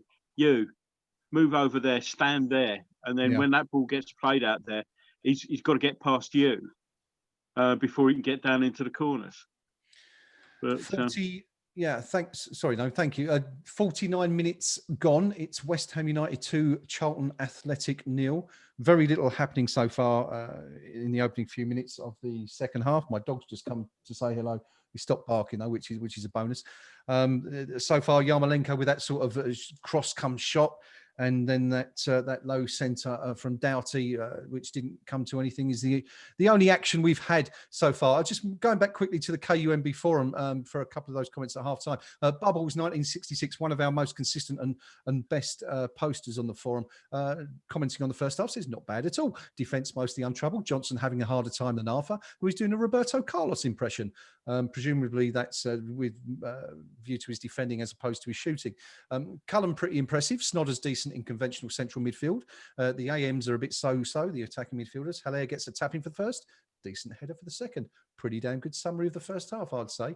Vienna says, Cullen masterclass so far. Not giving away possession once and a lovely ball for the first goal. We've just seen Charlton burst into the box. Here's a real opportunity for a goal. And I think Randolph's just got a hand to it to save it. The ball was played through to the substitute, Aniki, and he got beyond West Ham's central defenders there. But Randolph come out pretty quickly there, Pinky, to smother that one and prevent Charlton from getting away back into the game. Yeah, and you know, for me, there, Balbuena, you know, I mean, what's he doing there? What's he actually doing there? You know, up and under, which you'd expect any step back to deal with comfortably. Made a hash of it and created the opportunity for the Charlton lad. You know, for me here now, he's another one that, do you know what, if you're David Moyes watching this, you're going, you might be captain tonight, mate, but it's the only time you're ever going to captain West Ham United again in your career. He isn't good enough, you know. And I think that came off Balbuena rather that kind of error. Yeah, no, sorry, no, I think you're right. I think it was Diop who was mugged a bit there, wasn't it? And Balbuena actually put in the challenge. Anyway, we're going to switch to the other end. Yarmolenko's just bought a free kick wide on West Ham's right, and Lanzini is lining up to float it, or no, actually, sorry, Snodgrass on his left foot is going to swing it goalwards when Andre Mariner's happy with the ball. He steps up, he steps over the ball. It's Lanzini with his right foot, curls it away from goal. It's Balbuena was the target, but he's just fallen over under the slightest of challenges. There's not going to be any penalty or anything for Mariner to look at there because it's just a collision of coming together of two players. And Charlton have a throw on wide on West Ham's left, about 10 yards from the byline. It's 51 and a half minutes gone. West Ham United 2, Charlton 0. Charlton probably known with the best chance of the half so far. Yeah, the forward should have done better. Aniki, wasn't it? He should have done better, really, there. I think Southern Russia blood. I think Charlton are going down the left, but the guys overrun it a little bit there. And Yarmolenko's taking it away. Yeah, I mean, he was through, and he should really have been looking to slide it past Randolph. Not quite sure what he was trying to do because it almost seemed like he was trying to cross it. It was the way the ball went and the way it came off Balbuena. I'm just going to break in there now because we've just seen that Charlton's best chance of the game. Again, Anike, the sub, who's causing all sorts of problems, lays it down. I can't quite see who that is he's laid it down to, but the volley's coming from about 19 yards out. It's on target. It's going towards the bottom right-hand corner. It's number 7 Williams who had the shot, but Randolph is down very smartly to make a good save and push the ball away for a corner. Randolph, Pinky, there are question marks there's always been question marks about him in the air, but as a shot stopper, he's pretty competent, isn't he? Yeah, he's fine, and he did very well there. You know, he got down quickly, got down early. Fair play to the Charlton lad. He pulled the trigger, you know, and he pulled it promptly. And Randolph did well to save that. And for my money, you know, Charlton's best chance of the game, that one. We've just, the reason I'm sort of slightly smirking and Nomi's too is because as you're talking there about Randolph, we're both saying how competent he is. At that point, he's just gone up to pick a ball and he's dropped it. Pluck a ball out there, he's dropped it. Have you seen that now? With classic commentators' cursed timing, I guess that one. But you know, it comes to nothing. Fortunately, he gathers the ball and it's come down. We've just seen a lovely little back heel from Anderson on the left to set Ben Johnson away. He's bursting into the box on the left. He's looking up for a cross and he just dallies on the ball. And number 48 Barker gets back in to Sorry, not Johnson. It's Masuaku, isn't it? Masuaku dallying on the ball, looking for someone to play it into, and Barker comes in, makes the challenge, and the ball actually rolls out for a goal kick. So, no, lovely touch there from Anderson. A bit of Brazilian. Lovely touch from Anderson. Masuaku bursting into the box there. This time it wasn't so much a wrong decision, which has been plaguing his game as far as I'm concerned, but there was absolutely nobody bursting into the box there to actually pass it to. Yeah, that's very true. Interestingly, we've just seen Charlton have played the ball down the right-hand side again. Masuaku's miles out of position.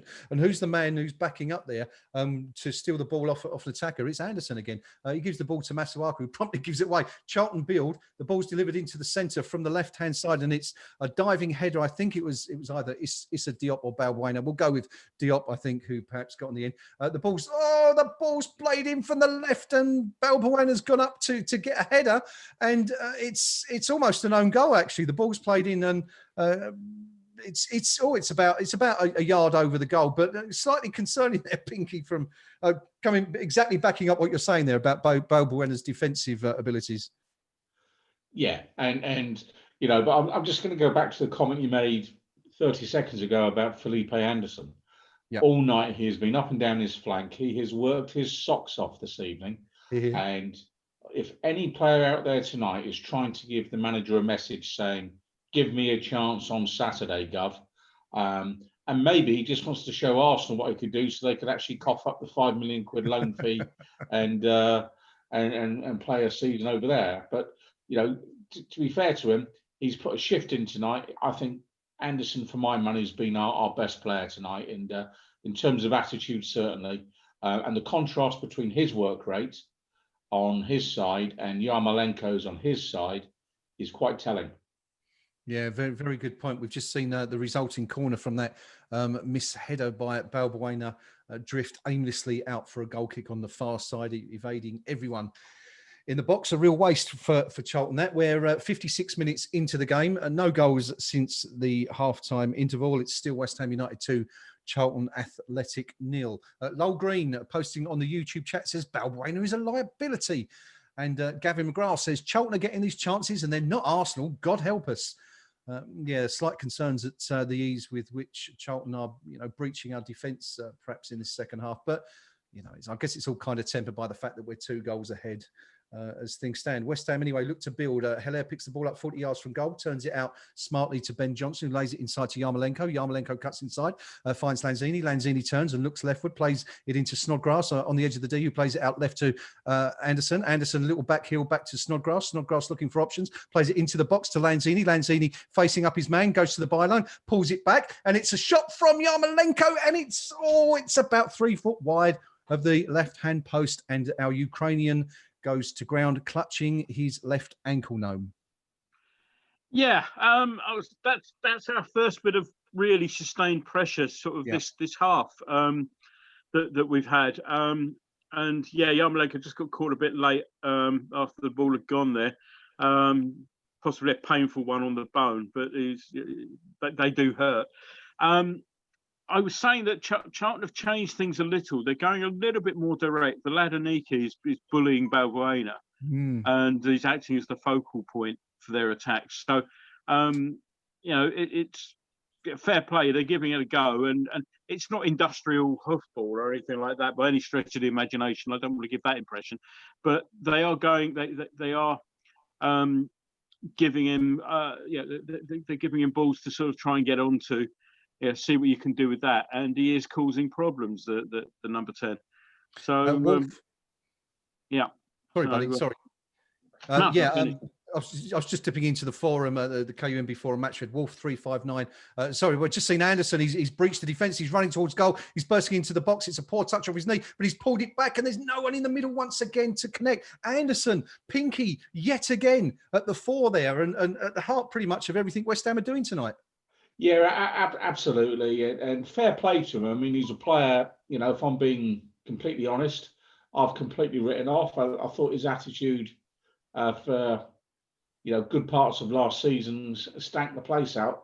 But tonight, here he is live on a global streaming network, that this could be getting watched all over the world. And, he's maybe there's a club in, South Korea that he's got his eye on or something like that, and he wants to show what he can do. Their £10. But certainly tonight.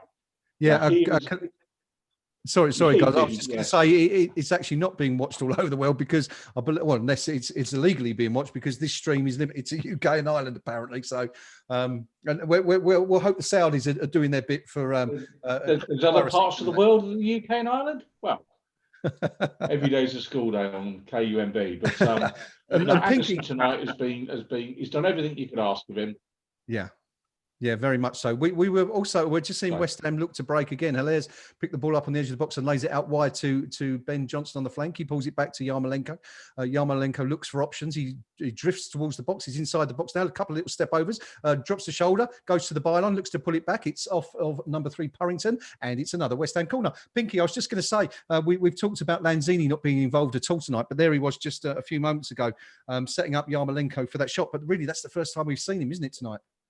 Yeah, absolutely. And again, I mean, it's such a shame because, maybe we're just lazy stereotyping, but he's not been the same player since he came back from his serious injury.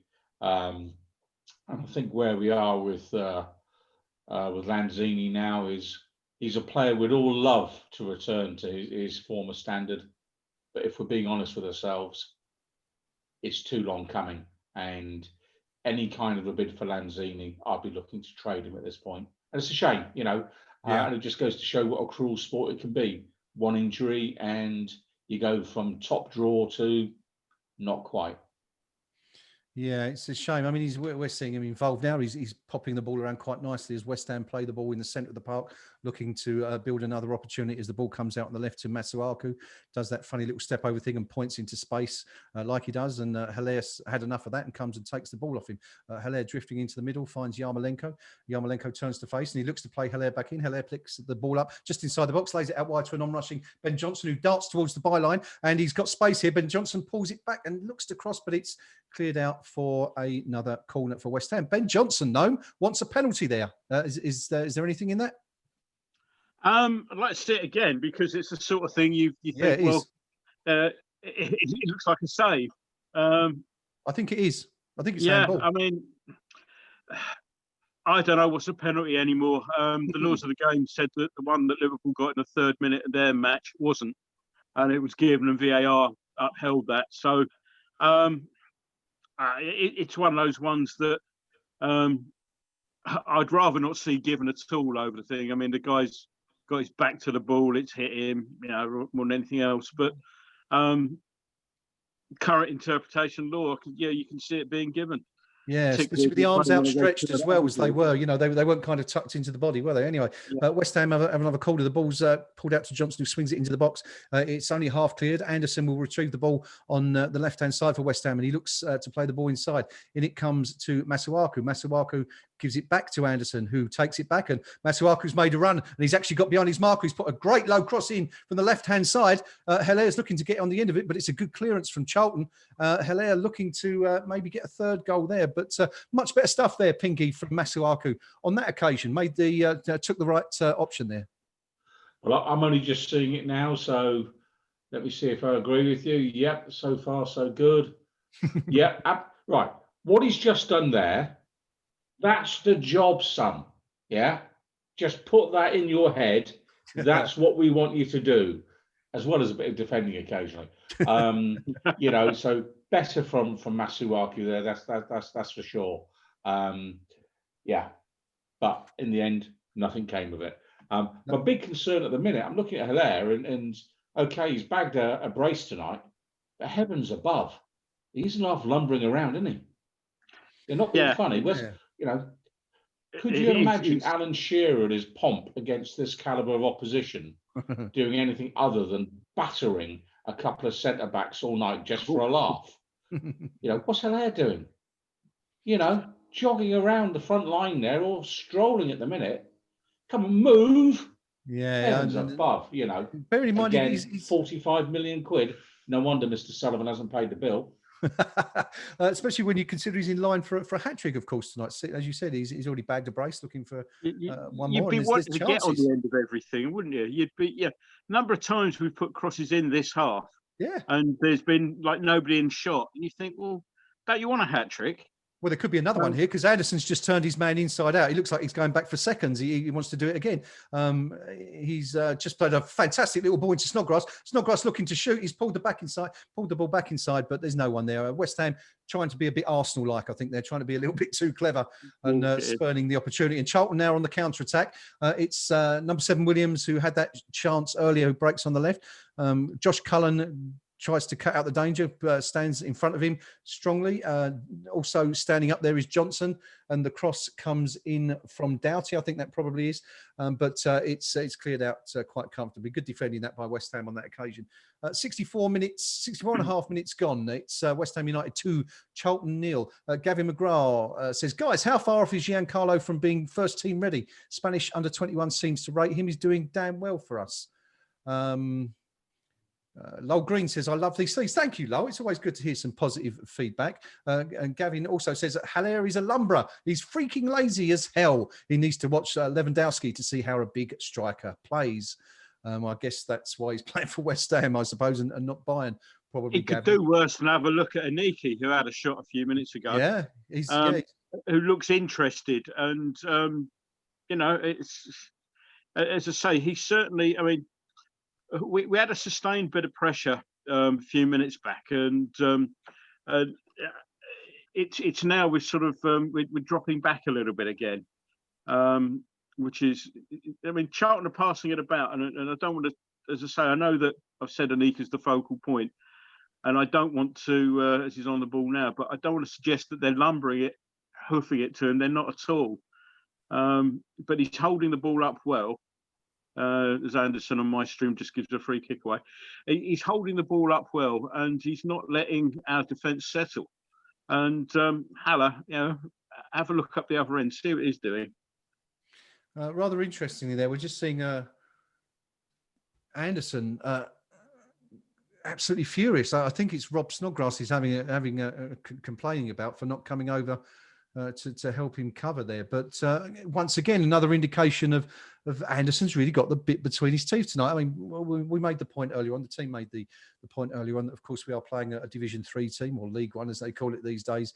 And, it's not going to be as tough a challenge as you might expect in the Premier League. But again, the old adage about you can only beat what's in front of you stands. And Anderson has really put an effort in tonight. A couple of players doing really well, Pinky, so far, I think, as well as Anderson. Josh Cullen has had a decent game out there so far. We're just seeing Williams burst forward again. He's looked for, it's unfortunate, Williams trying to get the substitute in, but they're not quite on the same wavelength there on that occasion. Yeah, so I was just saying, Pinky, sorry, Anderson has looked good so far. Cullen's done a fairly solid job, in the heart of midfield there, and possibly a challenger maybe. What do we think about Cullen, guys? Pinky, first of all, is there any chance he's going to get an opportunity to feature for the first team this season in the Premier League?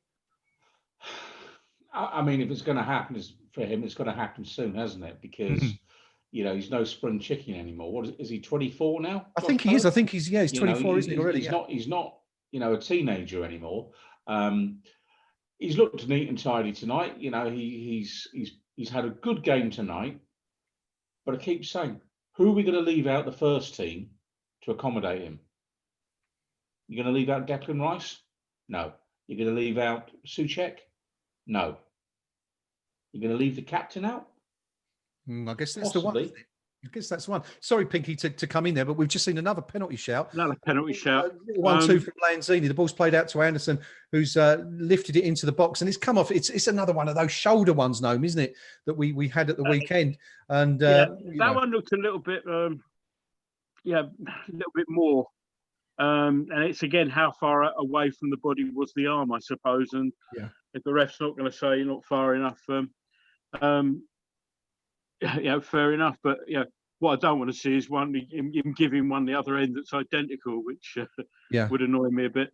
I kind of get the feeling that the referee, that Mariner's playing the sort of rules that you play when you're refereeing an under-7s or under-8s game at the weekend, where the team that's losing, you kind of give them, the benefit of the doubt all the time. Oh, we're just seeing the chance here. The ball's played into to Anderson in the box. The shot comes across. Hilaire again can't quite get on the end of it. Real chance, but Lanzini's picked the ball up. He's inside the box. He's looking to turn and shoot. It's blocked. It falls to Yarmolenko. He plays it out wide to Johnson. Johnson now space to get the ball in. Johnson delivers the ball from the right. It's aimed towards Hilaire. Hilaire's faced by two defenders and he can't get on the end of it. And the ball comes out to Charlton on the right-hand side and they clear their line. Sorry, no, back to you. Yeah, so I got caught up with that. I can't remember what I was going to say. We were talking about Cullen and first team opportunities, and Pinky quite rightly said who you're going to leave out. What you've got to factor in one other thing here, though, and this being West Ham. It's early days in the season yet, but it will come where we'll end up with an injury crisis, and that is probably what will get him his opportunity. It'll be necessity because I can't see us going for a whole season without having at least one injury crisis. I mean, we always have them. That'll be his opportunity, I think. Well, he's certainly doing his calls.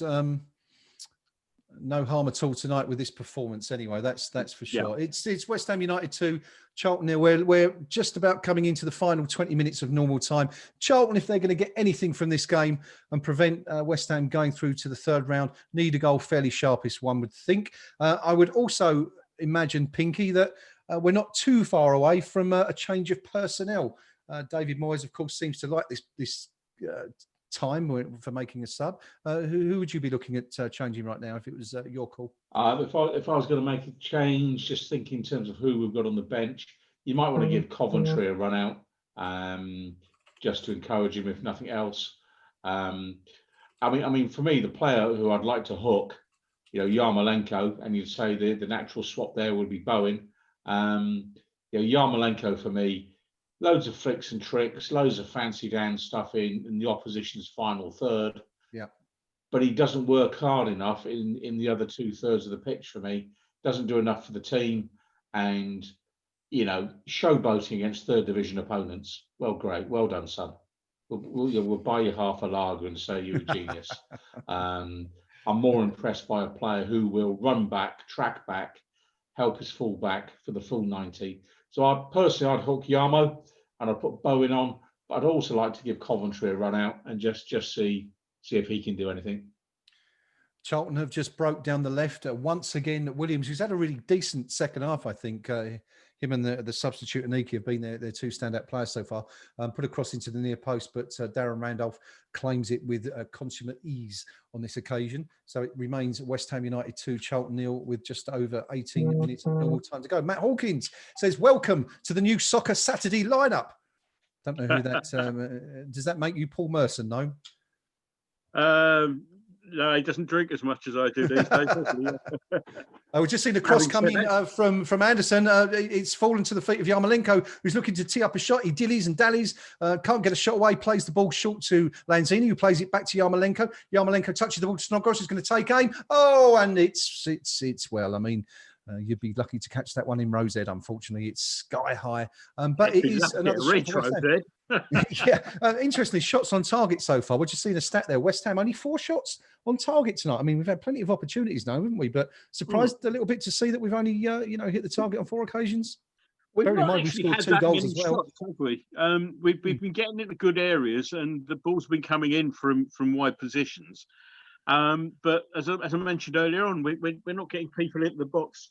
It's been that time Masuaku pulled the ball across, but there didn't seem to be anybody ready, willing, or able to take a chance on it. It's the old thing about buying a ticket, isn't it? So yeah, absolutely. Is 73 minutes gone. We're seeing Balbuena unusually deep in the opposition territory there as he plays the ball to Johnson, realises where he is, and jogs back rather quickly to our nosebleed. It's Cullen who's Snodgrass who's got the ball, who plays it out left now to the excellent Anderson, who's been fantastic tonight. He plays it inside to Masuaku. Where's this one going? This could be going anywhere. And Masuaku tries to do clever feet and loses possession. But Josh Cullen, bites into the challenge to win the ball and is instantly fouled by his man. And unusually, the man who fouled him is left writhing on the floor in agony, having taken Cullen down. West Ham have a free kick here. This is going to be about, what do we reckon? They're about 32, 33 yards from goal, Pinky, perhaps. Cullen again, looking sharp. Yeah, probably 20-25 yards from goal. 24, 25. Way out, you know, after you get Cullen, good luck. But yeah, we'll see what happens here. I'm about 30 seconds behind you, Graham. So I'm only just seeing the challenge. Okay. Well, let's I'll repeat what I said earlier. You know, fair play to Charlton Athletic. They've not resorted to the dark arts at all tonight. They've tried to play football. Yep. And hats off to them and their manager. I really would make that point tonight, because one of the things, if you're the so-called better teams manager, one of the things you're worried about at this sort of level is, are you going to lose 2 or 3 players to injury in what is largely seen as a nothing cup competition in the context of the Premier League? But Charlton have done nothing wrong tonight in that regard. Snodgrass has just taken the free kick and forced a very, very smart save from Amos. He's curled it over the wall towards the right-hand post, and it's a good save. Yarmolenko has retrieved the ball on the right, put a low cross in. It's hit the midriff of a Charlton defender, and he's hiked clear about 60 yards where Darren Randolph has raced out of his goal, about 35 yards out to retrieve the ball and give it back to Fabian Balbuena as West Ham build once again. Josh Cullen looking good there, and that's a bit of a wayward back header we've just seen from Charlton. A long ball delivered, aimed out to Yarmolenko on the right. The Charlton player has intercepted it and headed the ball straight into touch for a corner. So we're going to get another opportunity to drift one into the box here. We'll stick with this for a second, Noam, and then I'll come to you. There's something I want to ask you guys, actually, that I've been meaning to ask you since the first half. Snodgrass has retrieved the ball from behind the goal. It doesn't look like we've got any ball boys or ball girls tonight. The players having to unusually... There aren't any when it's lockdown. Oh, I see. Well, there you go. They have they have those little balls all dotted around on tees. Well, obviously, none around tonight, though, unfortunately for them. But Snodgrass has delivered the corner in. Diop's got up there first. It's sort of come off his chest and it's semi-cleared. Cleared again. There's a bit of head tennis going on in and around the box, but Charlton seem to have cleared their lines. Lanzini's shown good strength there to hold off his man and win the ball for West Ham, but it sort of breaks down and it's just come out for a throw-in to West Ham. We're getting some substitutions. It looks like Charlton are bringing on a couple of players. It looks like Washington and Gilby are coming on for the Addicts now. We're in the 77th minute. Coming off is Pratley, the captain, and I'm just waiting to see who else is coming off. That's 14-11 coming off, and also coming off is Williams, which is interesting because Williams, I think, has been probably Charlton's outstanding player in this half so far, Pinky. Yeah. No question. No arguments. What can I tell you? Might be one eye on the weekend, that one. Yeah, possibly. I get maybe Lee Bowyer's thinking that the game's gone now, and it's a question of just absolutely. And for him, it's about handing out a few rewards. There you go, lads. You've got a few minutes against West Ham United, and making sure that anyone he needs for the weekend doesn't come a cropper in the last quarter of an hour. I have to say, I've been very impressed with Charlton Athletic tonight. They've been neat and tidy. They're not as good, but they're a half decent football team, and it's a shame they were relegated last season, because on the evidence of what I've seen tonight, they're trying to at least play the game the right way. We just saw a couple of seconds ago, just Anderson doing that donkey work. He's put a foot in, nice little foot in, to break up a Charlton spell of possession. We're now on the attack, but it was an example of Anderson doing the stuff that you don't often sort of see him get credit for. So play to him there. Yeah, very much so. And we've just seen another huge challenge going from Josh Cullen, who to my mind is almost channeling a young Billy Bonds in the centre of the park there tonight. Really putting himself about, isn't he? Huge challenges going in. Yeah, very much so. So all credit to Josh. He's certainly making the most of his opportunity tonight. We've just seen another chance possibly coming here for West Ham as Yarmolenko picks the ball 20 yards from goal out on the right. He bursts into the box. He's again doing a little bit of neat trickery. But number 3, his man standing up. Ben Johnson picks up the ball and lays it back to Yarmolenko. Yarmolenko looks to deliver. Again, it's blocked by Purrington. And yeah, I mean, Yarmolenko perhaps favourite to be hoiked fairly soon, I guess, Pinky, as you mentioned a few moments ago. Yeah, I mean, I've sent out the contract to the assassin in the stand. That's it. If Moyes doesn't hook him, I'll shoot him. You know, I mean, okay, maybe I'm being a bit harsh, but just to go back to young Josh Cullen there, yeah, and your praise of him for getting stuck in, I'm actually going to give him a demerit for that tonight, because 3 or 4 times he's gone flying in. It looks great. The supporters love it. You know, in you go, son, get stuck in. But each time he's been off his feet, and if you're off your feet, you're out of the game. And against better opposition, if you don't quite make the challenge and the ball is whipped away, they're in behind you, you're on your backside, and your team's exposed. So for Cullen, maybe discretion's the better part of valor. And if you want to progress, you've got to be a bit more judicious. One of the challenges is a bit like that. You're not agreeing with me there, are you, Gordon? Sorry, we're just seeing Lanzini turn his man inside out inside the box. The ball's laid back, and it's 3-0. Lanzini creates the chance, and it's Anderson. It's Anderson who's got the goal. Noam, take us up on that one, please. Yeah, just going to take issue with Pinky there. We'll come back to that about Josh Cullen. Yeah, well, the ball came down our left-hand side.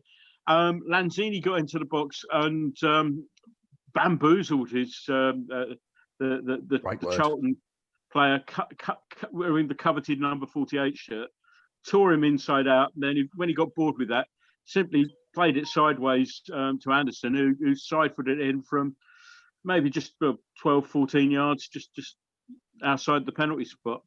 Yeah, that's definitely game. I mean, not that it wasn't before. It's definitely game over. What I was saying, Pinky, about Cullen was I think there was one challenge I thought was a little bit reckless there, but I thought the others were all perfectly timed. Yeah, and perfectly timed at this level where it isn't quite the same pace. And the point I'm trying to make there, Gordon, is you try to do that in the Premier League, you go sliding in on your backside, and the ball is just moved around you because you don't quite get there, and you are out of the game. And you know, as I said, the supporters love to see it. But I'm not sure the managers like to see it quite as much as the supporters.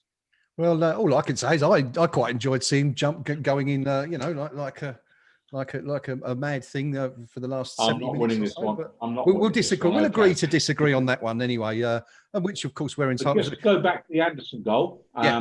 You see, actually, he was the player that played the ball forward in the first place. Yeah. So deep in our own half, he's played the ball forward, and he's charged upfield 45 yards to get on the end of it and score. He's looking for another one here. He's just played tried to play a 1-2 with Snodgrass, which hasn't quite come off. But yeah, I mean, outstanding tonight, Anderson, Pinky, and that goal really just, you know, the reward for a very, very strong performance, I think. Very much so. And, you know, I commented earlier, you know, if you want to get a goal, you've got to get in the box occasionally. And, you know, fair play to him. He's done it a little bit in the last sort of 30, 40 minutes. So he's had a terrific night tonight. And maybe if he's a confidence player, a run out of this sort of standing, you know, maybe that just gives him a little bit of a shot in the arm, and he starts to believe, well, maybe he can do it. So good for him. Delighted for Anderson tonight. We may have felt that Pinky was a little bit hard to please when we made those references to Cullen's challenges. A colourful challenge. We're just seeing Lanzini burst into the box here. I'll come back to that in a minute. He lays it back to Yarmolenko, who's trying to size one up, but there's 5 defenders around him and he can't get a shot away. But still, West Ham have the ball. Anderson has it out wide on the left. He lays it across in the middle to Yarmolenko once again, and Yarmolenko's tackled 8 yards from goal. He just can't get the chance. West Ham have the ball again. Hilaire's had a dip from the edge of the box. It's a little volley, and it's about a foot over the bar. Madness, really, in the Charlton box there for about 60 seconds. 3 or 4 possible chances. Yarmolenko, no, he's just not going to get a goal tonight, is he? I mean, he's had so many chances. It'd help if he actually took a shot earlier in the process. He seems to sort of he feigns a shot. We're making two subs here.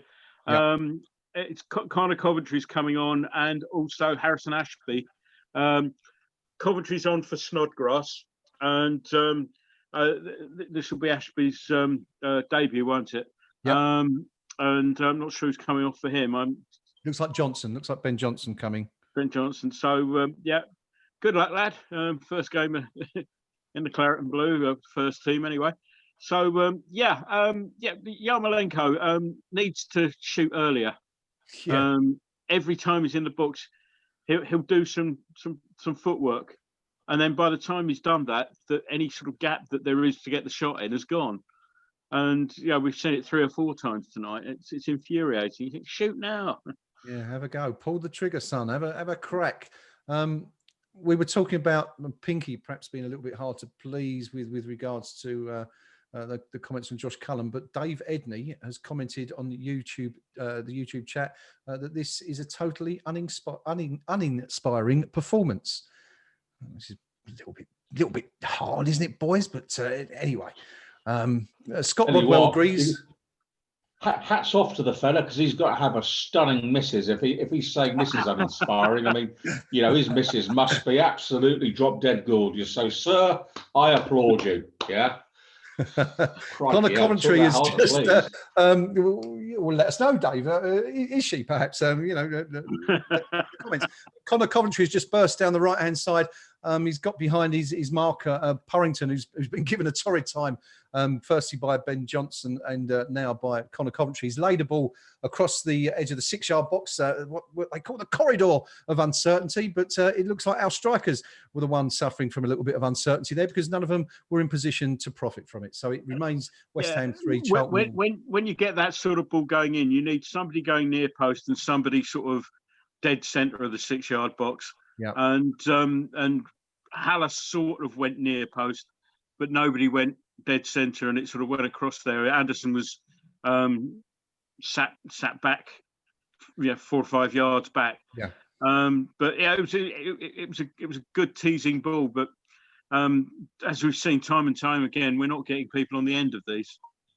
Yeah. It's this now. Look, we love a good stat here on KUMB on the Eyes Up Mother Brown live stream. We do enjoy a stat, and this is a fantastic stat. I can't vouch for its authenticity because I haven't had the opportunity to check, but according to Gavin McGrath, Harrison Ashby, making his debut tonight, the young man becomes West Ham United's 957th first team player.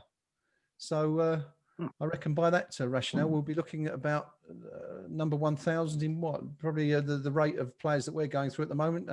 Probably next March, I would imagine. Tuesday, yeah. But, so congratulations and thanks for that, Gavin. That's the sort of thing we love here on Eyes Up Mother Brown. One of those particularly excellent statistics. We're just seeing Charlton look to go long. But I mean, they've given up the ghost now. I think it's West Ham 3, Charlton nil. We're coming close to the end of the 87th minute. The game is pretty much all but over. And West Ham have introduced Coventry and Ashby for Snodgrass and Johnson, as Noam would say. Ashby wearing the coveted number 50 shirt. Tonight we're seeing Anderson burst into the box again on the left. He's pulled the ball back. Haller had a real chance. He's teed it up. Haller had great chance to convert from 7 yards for his hat-trick, but he's just let the ball run underneath his foot and Charlton clear the ball out. West Ham, we'll just stay with it for a minute because Arthur Masuaku has a throw-in, which he promptly concedes possession from, as his want. And Charlton now look to break down the right-hand side. But Masuaku is back, and we've just there you go. Look, just going back to what he said, Cullen going in, smashing into his man again to concede a free kick. So Pinky, some more validation for your comments there. I think given that challenge. Looking at the chat just to see what's going on. Sorry, Gavin, I unfairly credited you with that statistic. It was actually Dave Evans. Dave, my apologies. I'm trying to keep an eye on a screen there, and the chat there, and the KUMB forum. So my apologies for calling that wrong. Dave, thank you very much, Mr. Evans, for giving us that statistic regarding Harrison Ashby becoming the club's 957th first team player. Charlton launch a long ball into the box here. We're in the 89th minute, but it evades the substitute Aniki, who started very brightly known, didn't he? But he's been a bit quiet for the last 10 or 15 minutes.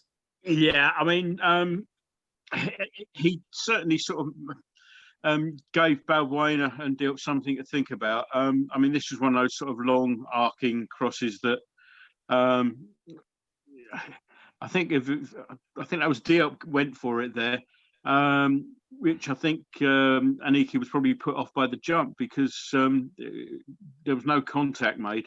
But I think, yeah, I mean, yeah, the game's gone now, and I think for both sets of players, I think it's all about sort of just making sure like nobody gets injured. I think for the last, yeah, you don't want to get yourself. You want to be available for Saturday.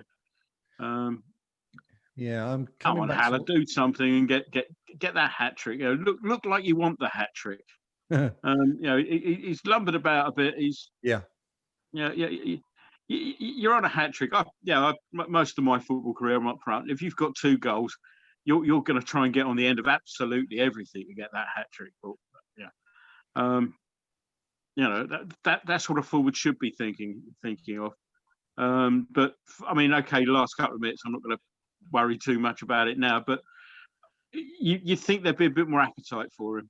Oh, well, there could be a goal here because Anderson's picked up the ball. It's a scramble in the box, and Lanzini plays the ball through to Haller, and it's a glorious chance. Haller wants a penalty. He's on the edge of the 6-yard box. He's looked to roll the ball into the far corner. The defenders come across and put in an excellent last-ditch challenge to block the shot. Haller is claiming it came off of the arm of Oshilaja, but once again, Andre Mariner says no penalty. You're only having a corner, but another chance for Haller there to complete. I think it would be his first hat trick, wouldn't he? He hasn't scored a hat trick before, has he? I'm struggling to remember one, but well, I mean, he scored one in pre-season, didn't we, at Ipswich? Yeah, but not in competitive. A real one.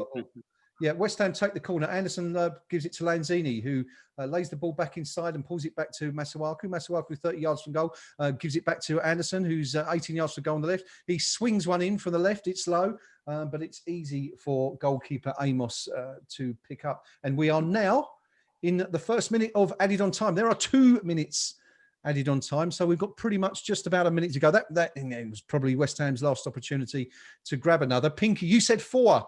Right back at the start of the game, so pretty good prediction. Really, we've certainly had chances to get 4, but good prediction. He's 25% out. Is it 25 or 33? Well, 33 depending. No, come on, you're the. I can't say he's got 3/4 of it, hasn't he? He's got 3/4 of the 4 goals he said were coming.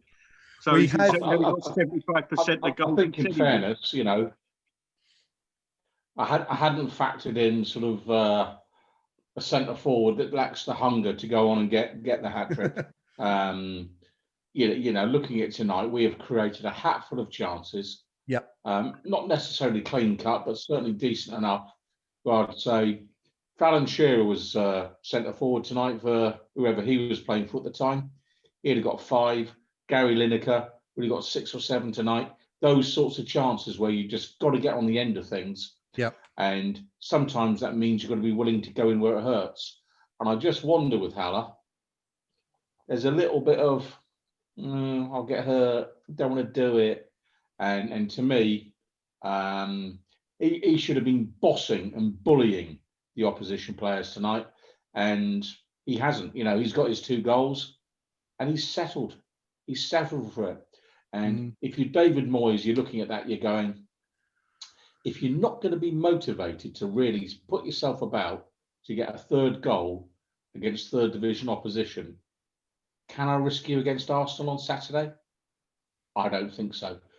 2 goals for your club record signing against a 3rd division team when we've created as many chances as we have tonight isn't that good a performance from your main man. Yeah. He'll be going off there tonight thinking, I've got 2 goals, I'm feeling good. He shouldn't be. He should be taken off that pitch tonight, sat down by his manager and told, you're not working hard enough. You don't want it enough. Life is too easy for you. Yeah. And I'm afraid without a legitimate challenger week in, week out, You know, okay, we've converted Antonio and what have you, but it's just all too easy for Haller, you know. And tonight's example, where was the hunger? Where was the desire? It wasn't there. Anderson, by contrast, Anderson's going, look, I don't really like being in the reserves. I don't like not playing. Yeah. I'm going to prove to the manager I deserve a chance on Saturday. And he's run his socks off tonight. Yeah. So for me, tonight, the picks, Anderson, number one of our players.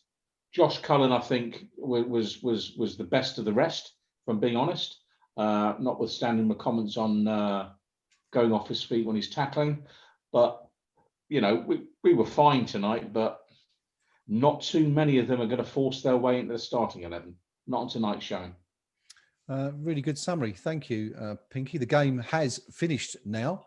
It has ended West Ham United 3, Charlton Athletic 0. And West Ham are through to the third round of the Carabao Cup. Now, someone will have to remind me when Leeds play. Are they playing tonight or are they playing? I'm just looking through. I think it's tomorrow, but I can't see them on the list today. I can give you the updated scores if anybody's interested. Beautiful. We'll go Fire away. through No, them let's know what's been going on elsewhere, please. Full-time Middlesbrough 0, Barnsley 2, Derby County 1, Preston North End 2, Bradford City 0, Lincoln City 5, Fleetwood Town 2, Port Vale 1, excuse me, Newcastle 1, Blackburn Rovers 0. Those are all full times. Burton Albion 1, Villa 1 with 10 minutes left. Ooh. Morecambe 1, Oldham Athletic 0, 8 minutes left. Rochdale 0, Sheffield Wednesday 1. There's about 12 minutes left there. Back to the full times. Gillingham 1, Coventry 1. Gillingham win 5-4 on penalties. Millwall 3, Cheltenham Town 1. We'll gloss over that. Reading 0, Luton Town 1. Oh, Newport County 1, Cambridge United 0. Oxford United 1, Watford 1. Watford won 3-0 on penalties. Our game we just watched 3-0 obviously to us. And the last two games, both 10 minutes to go in this one. AFC Bournemouth 0, Crystal Palace 0. And Leyton Orient 2, Plymouth Argyle 2. So 2 games there that could go to spot kicks. I shouldn't really be laughing, but who was it there that you said lost 3-0 on penalties?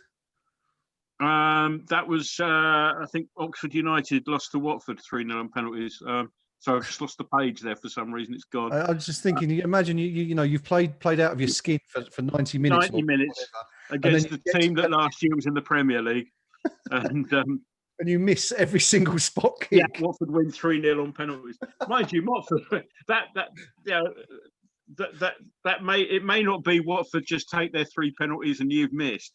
Watford might have missed some. They might have gone to 5.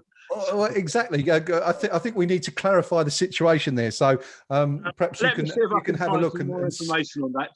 Talk to Pinky for a moment or two, and I'll see if I can find some information. We'll do. Thank you. I just want to say thank you while we're here to everybody who's joined us in the stream tonight. It's been great having you join us. Record numbers tonight.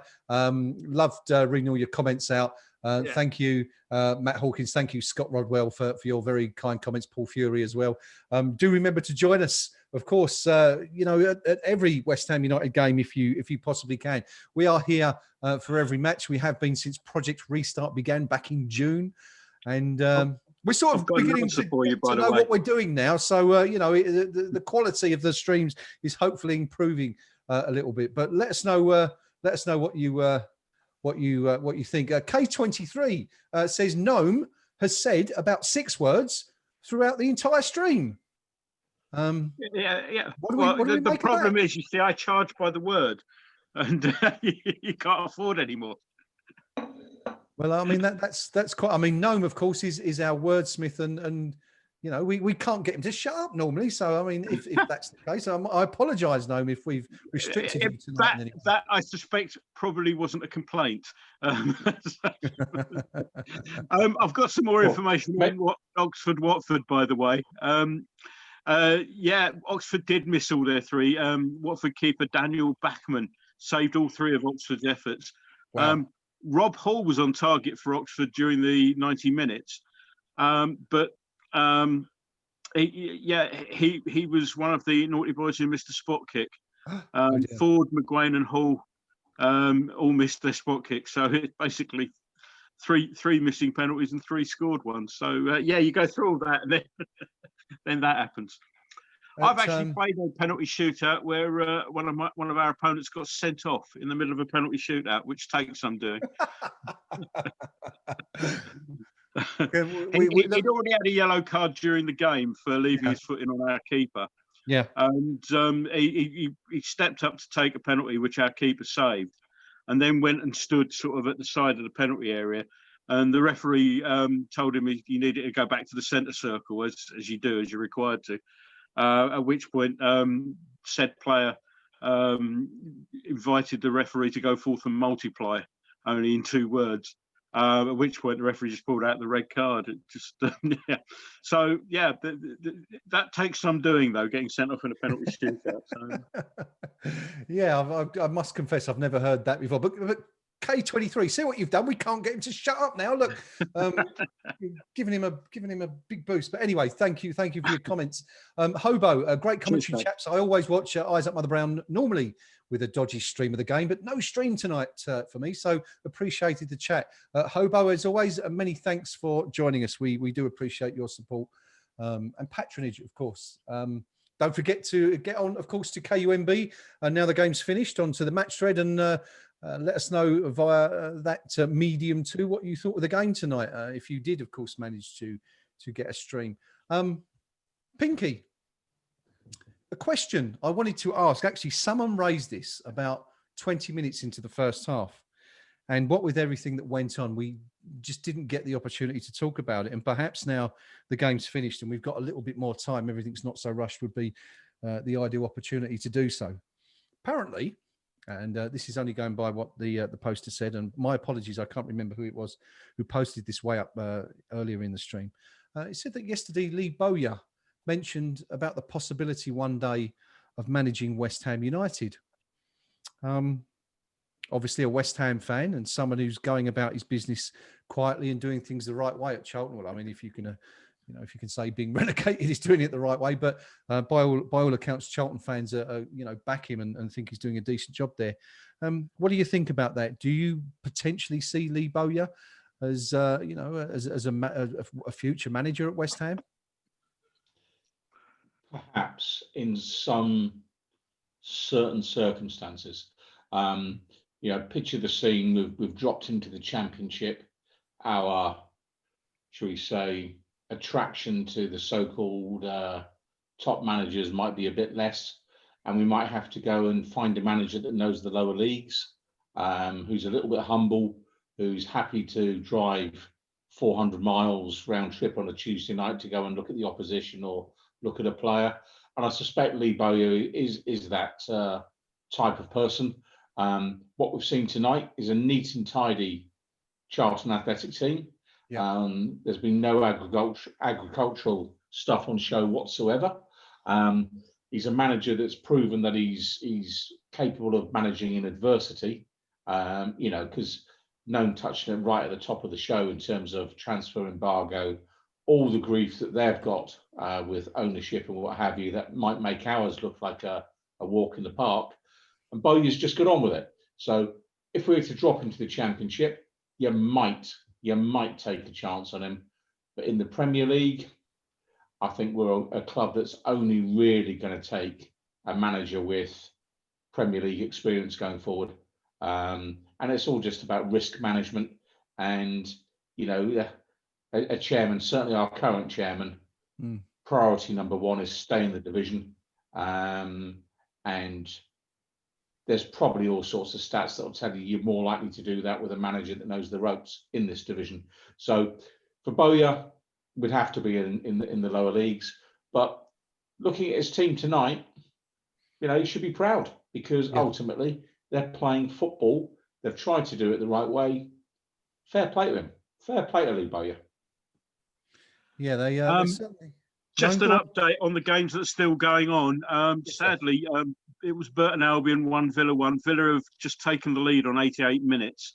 I guess some people might actually have a live have that live on Sky at the moment, so maybe ahead of me. But so Burton's hopes of taking that to penalties look to have taken a bit of a dash. All the other scores are the same at the moment. Morecambe 1, Oldham 0. That's in stoppage time. 3 minutes left. Rochdale against Sheffield Wednesday. Bournemouth Palace, 1 minute left, still 0-0. Leyton Orient 2, Plymouth Argyle 2, with about 3 minutes left on that one. So I'll keep you up to date with those as they come in. Excellent. Thank you, buddy. Real shame there for Burton. It looked like they were going to take Villa to penalties, but the goal Right, coming from Jack Grealish, I think, in the 88th minute there to give Villa what looks like a victory now. A couple of other names being mentioned, Pinky. Actually, we spoke about Lee Bowyer there. Gavin McGrath says, I truly hope Joe Cole manages us one day. He's ready for a club. What do you think about Joe Cole? Do you think he's the type of person that could make it as a manager one day? I mean, Frank Lampard, of course, his former teammate, is doing okay over at Chelsea. But what about Joey Cole? Yeah, I mean, he's one of the better pundits out there, that's for sure. And I think he has a genuine love of the game. I think sometimes, Bobby Zamora was always the most famous one in the sense of his view on football, and he just basically said he hated playing. And whereas young Joe, you'd always say he loved the game, very intelligent in terms of his comments on the game, I'd say. Whether or not he would have the ruthless streak to say you're in, you're out, and do the hard and nasty stuff with professional players. Yeah, that understanding the game, which he clearly does, knowing the game, which he clearly does. Well, that's fine. But managing the players, managing multimillionaires, I'm not. It's a hard job. It's a hard job. I'd love to see him get a chance. Because he genuinely loves the game. But you look at the job, how difficult it is for David Moyes, 900 odd games as a manager. Yeah. And he has to try and get a tune out of the likes of Sebastian Haller, who is jogging around tonight thinking 2 goals is enough. He has to try and get a competitive team put out in very difficult circumstances. And I think the job for many, many people now, not just at West Ham, but generally, is getting harder and harder and harder. Yep. And really what I'm saying there is, certainly in the Premier League, it's not a job for a trainee. I really don't think it is. And, Frank Lampard, everyone will point to and say, look at that at Chelsea. How many clubs and how many managers are going to get handed 200 or 300 million pounds sure in their second or third transfer window for a club? Frank's, I wouldn't say he's a lucky lad, because I think he's worked jolly hard in his career, and good luck to him at his current club. But not many managers will get given the war chest that young Frank Lampard's been given. So for me, it's not a job for a trainee. If Joe really wants to be a manager, we'll go do what Lee Bowyer's done, manage in the lower leagues and earn your right to move up the table. Good stuff. Thank you, Pinky. Just jumping back in tonight. Sorry, no, you're going to come in there. Yeah, Villa have just made it 3-1 at Burton. It's a bit of a shame to get that close to penalties for the Brewers, but and in fact that game's over now, so that's 3-1 to Villa, so you can add that to the full-time list. Okay. No changes in any of the others as far as I can tell. Just checking. So it's looking like the games at Bournemouth and at Brisbane Road are likely to be going to penalties. We're in stoppage time in both of those. Sheffield Wednesday have just doubled their lead at Rochdale in the last minute. That's Rochdale 0, Sheffield Wednesday 2. So that one's looking like all over as well. More as Morecambe 1, Oldham Athletic 0 now full time, and as I get an email about my council tax from the London Borough of Bromley, I suppose I'll pay it one day. News from Brisbane Road. Go on, what is it? The lead. in the 93rd minute, Leighton Orient have taken the lead against Plymouth. Ooh. Don't know who scored there or anything like that, but it seems my stream, well, my page seems to be changing things up and down. Yes, it said it was 3-2, and it's just gone back to 2-2. Let's have a look on this. No, well, definitely 3-2.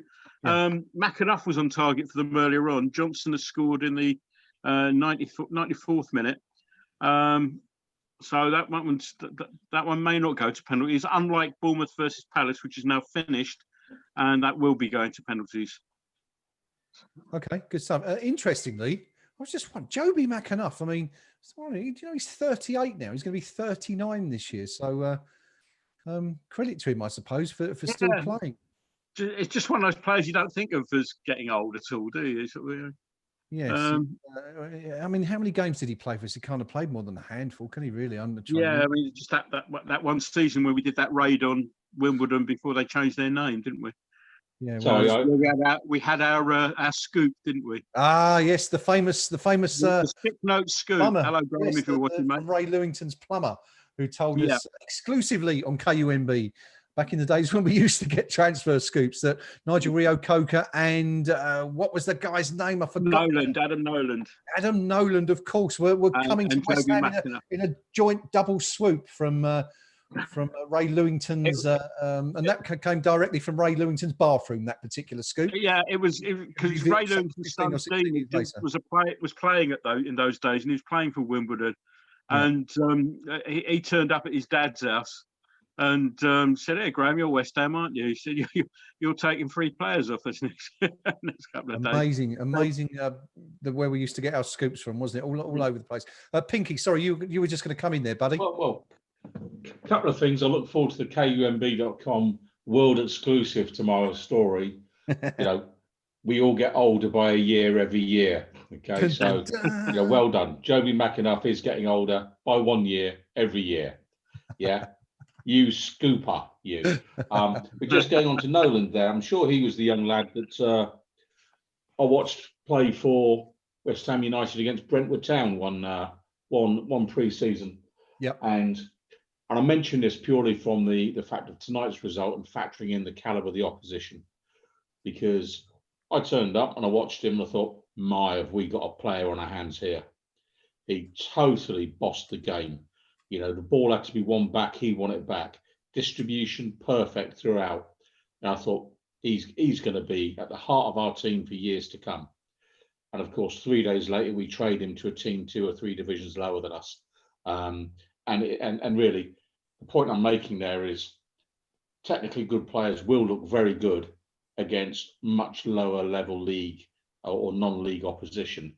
So tonight, what we've seen 1 or 2 very good performances, but perhaps I'd be a little bit worried that we weren't more dominant, given A, the calibre of player we're supposed to have, and B, the calibre of player that Charlton are supposed to have. Yeah. So for me, 3-0 tonight, it's not quite enough. I needed the 4th, and it wasn't there. But so I just put that big caveat on tonight, who we're playing and where they play every week, But I suppose we ain't doing Arsenal by 3 on Saturday. Let's put it that way. No, I think that's a given. But I guess you could say, Pinky, that we've in the last 2 seasons we've gone out of the cup to League One teams and been beaten comfortably. I mean, we all remember vividly Oxford going down by 4 there, against the Dons the previous season. So I guess it's an improvement on that, isn't it? I suppose you could say. Adam Noland, interestingly, Adam Noland is also 39 years of age. And did you know that his last professional team in England was Blackpool, and he left there 11 years ago? Just doing a bit of a checkup to see what he's been up to since 2009 when he left Blackpool. He went to North America to join a new USSF Division 2 franchise, Tampa Bay, in January 2010. But he was released after making just 1 league appearance. So obviously didn't impress there as much as he did down at Brentford Town. Brentwood. Was it Brentwood or Brentford, did you say? Brentwood. Brentwood, of course. The local Essex That's exciting. Winners against FC Romania at the weekend, by the way. Were they really? So Fantastic. progressing in the Challenge Cup nicely. Since you ask. Good to hear. Good to hear. You've got to support your local team as well. But yeah, I mean, looking at all tonight, looking ahead to Saturday. Just look at the wage bill of who we had on that pitch tonight, compared it with Charlton. Yep. You're David Sullivan, and you must be thinking, okay, they've won the game, but so they should. And yeah, I'm more worried about the ones that didn't either do enough tonight or took so many wrong options. I mean, I've been through the forum there, and somebody was absolutely raving about Yarmolenko and saying how good he was. Okay. Well, you can say the person that wrote that is your typical West Ham United supporter, because they're only looking at what the player does in the opposition's, defensive area. Yeah. They're not looking what the player is doing in our defensive area to help the team out. And it's things like that I just think David Moyes will look at that tonight and he'll be going, who's played themselves in, who's played themselves out. Yep. And I would say definitely Yarmo will be lucky to start a game anytime soon. Likewise, Masuaku, Balbrena, no chance at all unless there's a very severe injury crisis. Haller, for me, didn't do enough tonight. Lanzini, nowhere near it. Snodgrass, I don't think would have the legs for the top flight at the minute. So you go through them, player after player after player, then you say, well, you take that lot out. Who's David Moyes really got to pick from? Yeah. And why aren't we busier in the transfer market? Because what we saw tonight isn't putting us in the top half of the Premier League. So great, we've won tonight. Very happy. Let's all have a celebration. But it's actually what we didn't do tonight that's causing me the concern. We didn't dominate. We didn't take our chances. And I'm afraid David Moyes, that probably leaves more questions than provides answers tonight. A dose of reality there from the Pink Palermo. West Ham have won 3-0, but lots of questions still remaining, it seems, following that victory. Of course, it's the first clean sheet of the season as well, so I suppose if you're looking for silver linings, it's something to be... 2 games. Yes, well, I mean, if we're including pre-season as well, we didn't keep a clean sheet against... I mean, I was going to say Brentwood there, but I meant Brentford. That's your fault, Pinky. That is for that one. And of course, Ipswich and Wickham. Can we just quickly? Would you like a live update, by the way? Go, of course. Why not? Fire away now. Bournemouth versus Palace. 9 penalties taken so far. All of them converted. Palace. Solanke's just converted. Bournemouth 5th. So I'm not sure who's taking Palace's. I'm just getting this off a live text feed. So. Okay. So it's 5-4 on penalties at the moment, with 1 to come before they go to sudden death on that. So okay. There you go. There's a live Keep us informed. Keep us informed. Let us know how it's going. I just want to quickly touch something we haven't done yet is talk about match stats. We looked at the half-time, but we haven't looked at the final stats. So the score was, of course, West Ham United 3, Charlton Athletic 0. West Ham enjoyed 62% of possession to Charlton's 38. 15 shots to 5 in West Ham's favour. West Ham 6 on target, Charlton 2. The Hammers 3 clear-cut chances. I'm presuming those are the goals. This is an interesting statistic. Again, it wasn't that impressive in the first half, but successful crosses for West Ham, 2 out of 24. I guess time and time again. Yeah, Masuaku, I think, had about 19 of those. So that probably accounts for successful dribbles. To update you on Bournemouth Palace, it's gone into sudden death. Okay. Bournemouth are 6-5 up at the moment. And I'll let you know as soon as that finishes. Good stuff. Just quickly, the rest of those stats. West Ham 7 corners to Charlton's 4, 2 offsides each. Successful dribbles, 7 out of 9 for West Ham. So, pretty decent stuff, I suppose. The reward for Orient, of course, winning tonight is a game against Spurs. So that should be interesting. There'll be a lot of fans there torn over which team to support, I suppose, given that a lot of the O's fans tend to get behind Spurs for some reason. It's all changed, that gnome, isn't it? Since, we were kids, quite often if West Ham weren't playing at home, you'd go down and watch the O's, wouldn't you? Yeah, a number of times I'd do that. Yeah. But... the fact that Barry Hearn had anything to do with them sort of kind of put me off them a bit, to be honest. Yeah. 6-6 all in the penalty shootout, by the way, at Bournemouth. Myers just converted, so we could be here all night at this, right? We shall keep you informed of what happens there. Matt Hawkins says, Pinky, you know why we're not busy in the transfer market? We spunk the money up the wall in previous seasons. And Gavin McGrath asks, is Noble done as a starter? Should be, in my opinion. Pinky, what's your thoughts on the Noble situation? It's the classic. If we were going to be a comfortable mid-table team, you'd certainly be. You wouldn't be giving Noble 90 minutes every week. You'd be introducing other players. Mm-hmm. But, and there's always a but with West Ham United, we seem to struggle in many games without him. No one can quite put their finger on it. Whilst at the same time, we're all going, whatever legs he's had have gone. The game seems to pass him by. But about one game in 4 or 5, he plays absolutely brilliantly, and normally we pick up the points.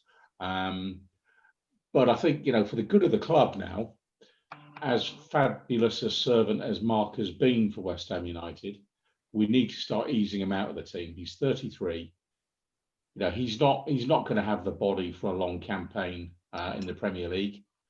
Does he really have the heart to fight another, what is going to probably be a relegation battle? I'm not convinced. So he might be one that actually now does the, dare I say it, the Christian Daly job, whereby he comes on for the last 20 minutes rather than plays the first 70. So looking at tonight, you'd have to say, well, would you bring in Cullen for Noble? It's a big call. You're leaving out your club captain, your main man for many, many years, but we're going to have to do it eventually. And, maybe Moyes is reticent in that from the point of view of, once he's done that and it doesn't work, where does he go then?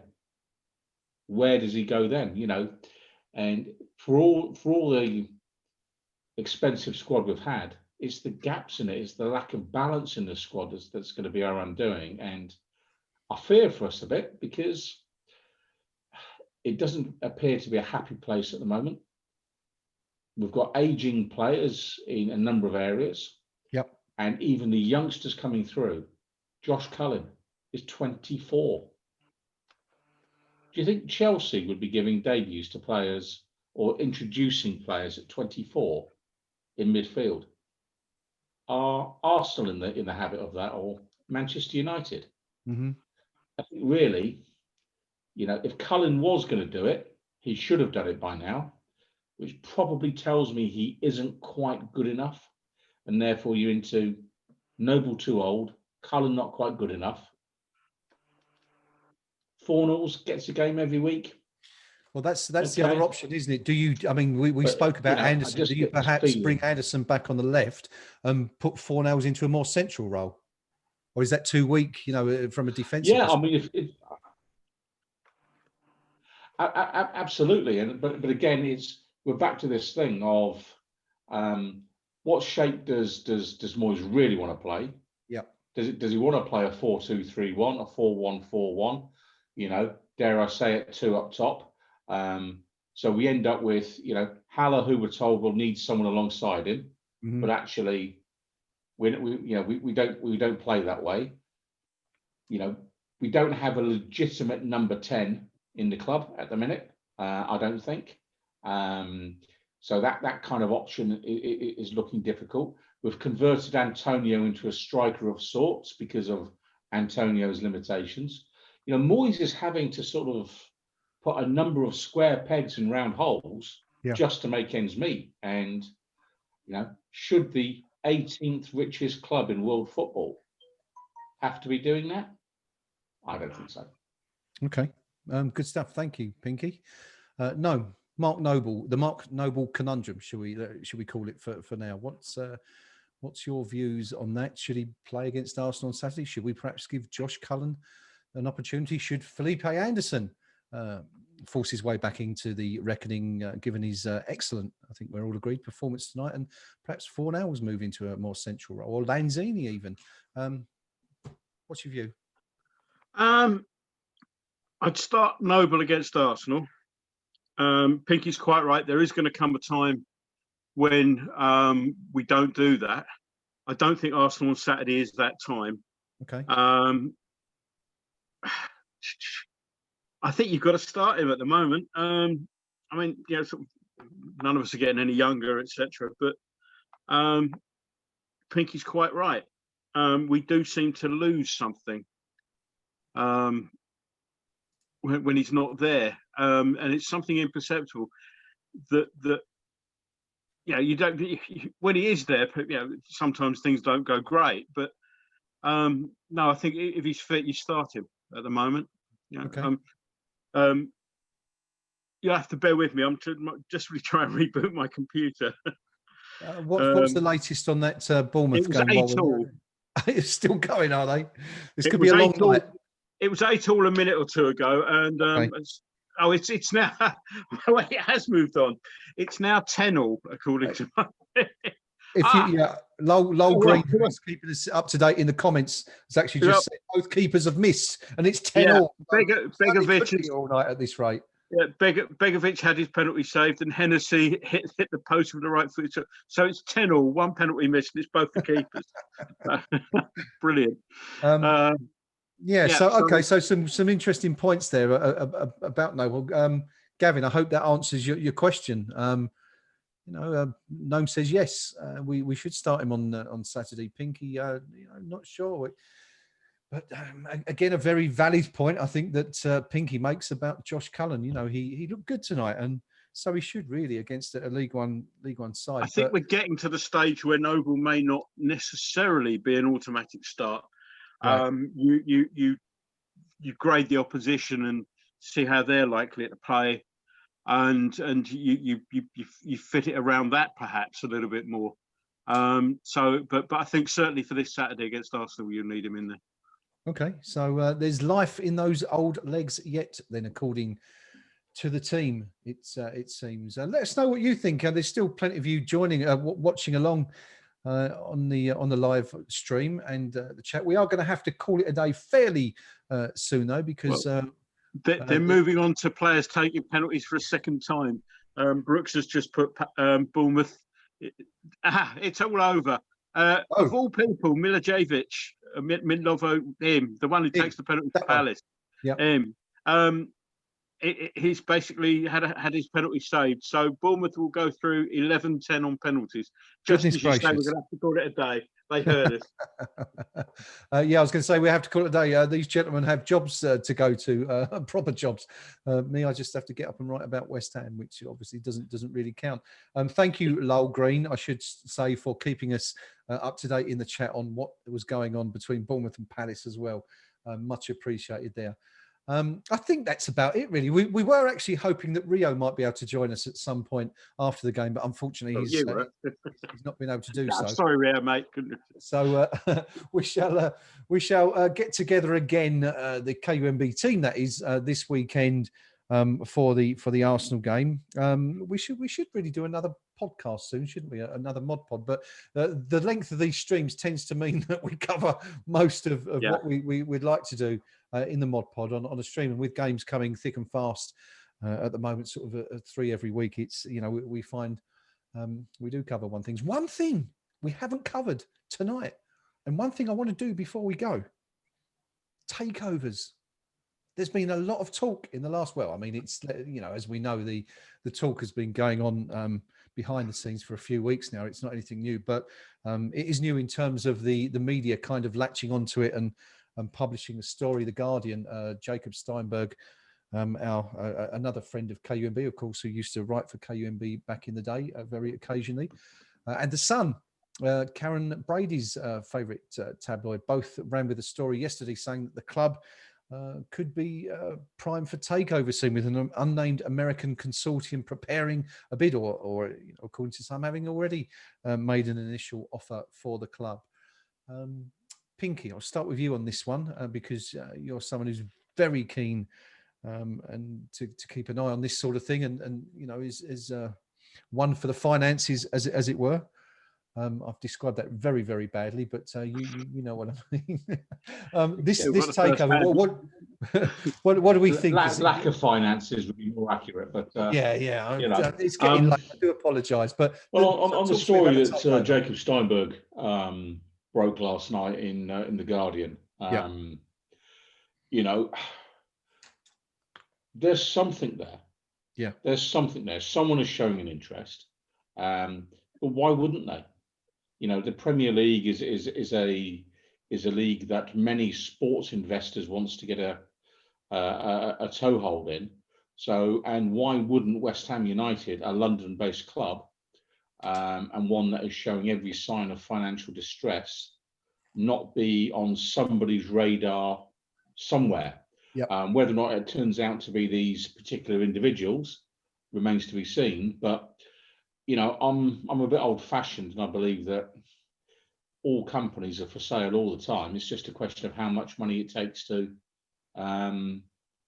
get it. And let me tell you right now, David Sullivan can sit there till he's blue in the face saying, "I'm not selling, I'm not selling."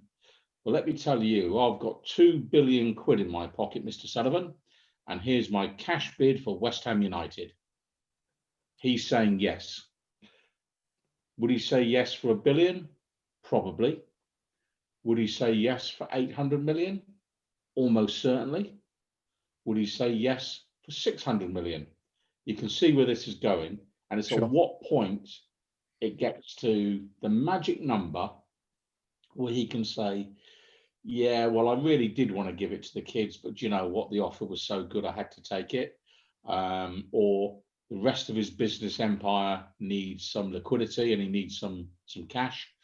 Or he just gets to the point where he knows the game is up for him and his co-investors at West Ham United, and he says, I'll just cash my chips in now, ungrateful lot, look what I've done for them, sold their ground, put them in more debt than when I joined, left them with an unbalanced squad, given them a relegation to enjoy. I mean, not every club. I mean, those Arsenal fans, they haven't got to enjoy the Championship in Stan Kroenke's tenure. So, so David Sullivan can look upon his time with real pride and say, at least I gave my supporters a season in the Championship. But, you park that, bids will be getting put in, indicative bids, comments at the end of a phone call, kind of, would 250 million kind of tempt you? It's not a bid, but it's an inquiry. It's trying to tease something out of somebody. And I've got no doubt there's some of that going on at the minute, because if you hold a rights issue as a company, you are saying to the whole world, we need additional financing for some reason. That might be to go on an acquisition trail, buy a load of players. It might be to pay off some loans that the club have. But it's very clear that, our board of directors had a rights issue just to meet day-to-day payments, just to keep the club afloat. Yeah. And so if you're one of these sports investors that America seems to be awash with, that says, well, yeah, we can just go and buy a sports business and run it better than the current guys. Well, there will be people who might be tempted. Personally, at this point in time, I think Mr. Sullivan's going to hang on in there, because let's not forget, if the club is genuinely skint at this point in time, if he phoned up the chairman of, say, Chelsea, Manchester United, Arsenal, Tottenham, Manchester City, and said, gentlemen, at 9 o'clock on Friday morning, an auction's beginning for Declan Rice. And as long as you meet the reserve price of £45 million cash, he's yours for the first club that bids that. And he could raise £45 million at the drop of a hat. So if the club is just skint, he's got stock, i.e. players he could sell. I'm not suggesting he's about to do that. And if people listening think that's far-fetched, back in the day, I think it was Leeds United or Blackburn, one of the two, the chairman of one club phoned the other and said, you can have any player you want, but it's got to be £5 million and it's got to be cash and it's got to be today. I think it was the chairman of Leeds phoned up Blackburn and sold a player on that basis. So if we were genuinely skint, that's always an option to David Sullivan. I'm not suggesting we are that skint. And for that basis, I think he'll hang on because, let's be honest, it's bottom of the market time. You know, there's a global pandemic. Yeah. There's not a lot of readies around. A lot of businesses are struggling. Mm-hmm. So you will have opportunistic investors who will say, how does 45p in a bag of crisps grab you, Mr. Sullivan? You know, and there will be people out there who would sell you a football club for that, just not West Ham United. And so for me, there's something there. I don't think it's going to happen anytime soon. I think we're probably 18 months away from anything really happening. There has been a suggestion that the consortium that we understand have made this inquiry might not necessarily be looking to buy the entire club, but just a controlling stake in it, and allow Messrs Sullivan and Gold to retain, you know, a small percentage of their existing stake, just to remain on the board. So I guess that would, in a sense, allow them to return to the position they held in the 90s when you know, under the Kearns and Brown administration, when they tried to buy more shares, didn't they? But well, when they sold Birmingham City, they sold that in 2 lumps. Yeah. So they sold a chunk to start with, mm-hmm. and then a second amount about 15 to 18 months later. Yeah. So they've kind of been down that path before. Yeah. And they'll have their reasons why they want to do that. Certainly, if I was buying the club, I'd probably want to have that kind of arrangement, because, you know, one of the things you find when you buy a business, sometimes it isn't always exactly what it says on the tin. Yep. So sometimes before you hand over all of the money, you want to see the business work through a kind of a trading cycle, just to make sure that nothing crawls out the woodwork. An invoice suddenly lands from a club out of Mongolia saying you took a youth team player and you owe us 80 million quid or something like that. Or even perhaps a promise to the supporters to offer a 20% season ticket rebate that apparently wasn't uncovered during their due diligence. Indeed. That's why you employ people like my firm to go in and dig up the drains and do the due diligence, or do enough of that work on the tax side of things. Yeah. No, go on then. Over to you. Thank you, Pinky. Yeah. But your thoughts on the potential takeover. Yeah, it's been interesting the last few days. I think we've got to be a little bit careful of some of the language used. And you get newspapers saying that a bid has been made and rejected, or an offer has been. I mean, the actual sort of the formalities of actually making a formal offer are vastly different from in Pinky's situation. Ring up and say, would you be interested at something like 350 million, which has been the speculation? That's vastly different from making a formal bid, much as we'd like it to be a lot further down the line. So I think where we are at this point in time is we're at the stage where obviously there appears to be a group of American people who are considering whether or not to actually get involved. And that we're really that early. We're at that initial testing things out, seeing what would be feasible. One of the things that we haven't brought up is the fact that there are these the sell-on clauses that the owners currently face. Sure. Which I can't remember when they run out now, but they're obviously sliding March down. 23. Yeah. So any bid from any interested parties would have to be suitably boosted to cover to cover that. It's been referred to as a penalty clause. It isn't. It's really just as a to make sure that they're not making money at the expense of the public purse. But Can I just come in there, Noam, quickly on that point? Sure, yeah. Do we know? I mean, I would need to check this just to fully understand the situation, but does that relate to a complete buyout? Because we're talking here potentially about a partial buyout where they just buy, the investors would purchase a controlling stake. Would that then, incur the same penalties, or would that not entail in that situation? I don't know. I'll be honest. I'd need to check on that, but it's because I've not actually looked at the clauses of the contract as such. Okay. All the talk is that if they sell the club, on the assumption that they would sell the club in toto. So I wouldn't like to comment on that. But there's a little bald chap turned up on my screen. So we best stop talking about him, or another little bald chap. But we best stop talking about him. Let me just come in quickly. No, I'm sorry to say hello to Rio. You're kind of sideways. Good evening. Sort of like that. I'm glad you could finally join us. We were just about to go off air as well, but we can't possibly. Hi, Rio. Now you've joined us. The noise is a bit, the audio is a bit low anyway, so I just thought I'd come and say hello, and what a bloody miracle it is we won, isn't it? Did you manage to watch the game? Did you see it? No, I didn't get to watch. We had a stream which lasted about 15 seconds before it got shut down by the EFL. Okay. So we just retreated to do the pub quiz, which we won.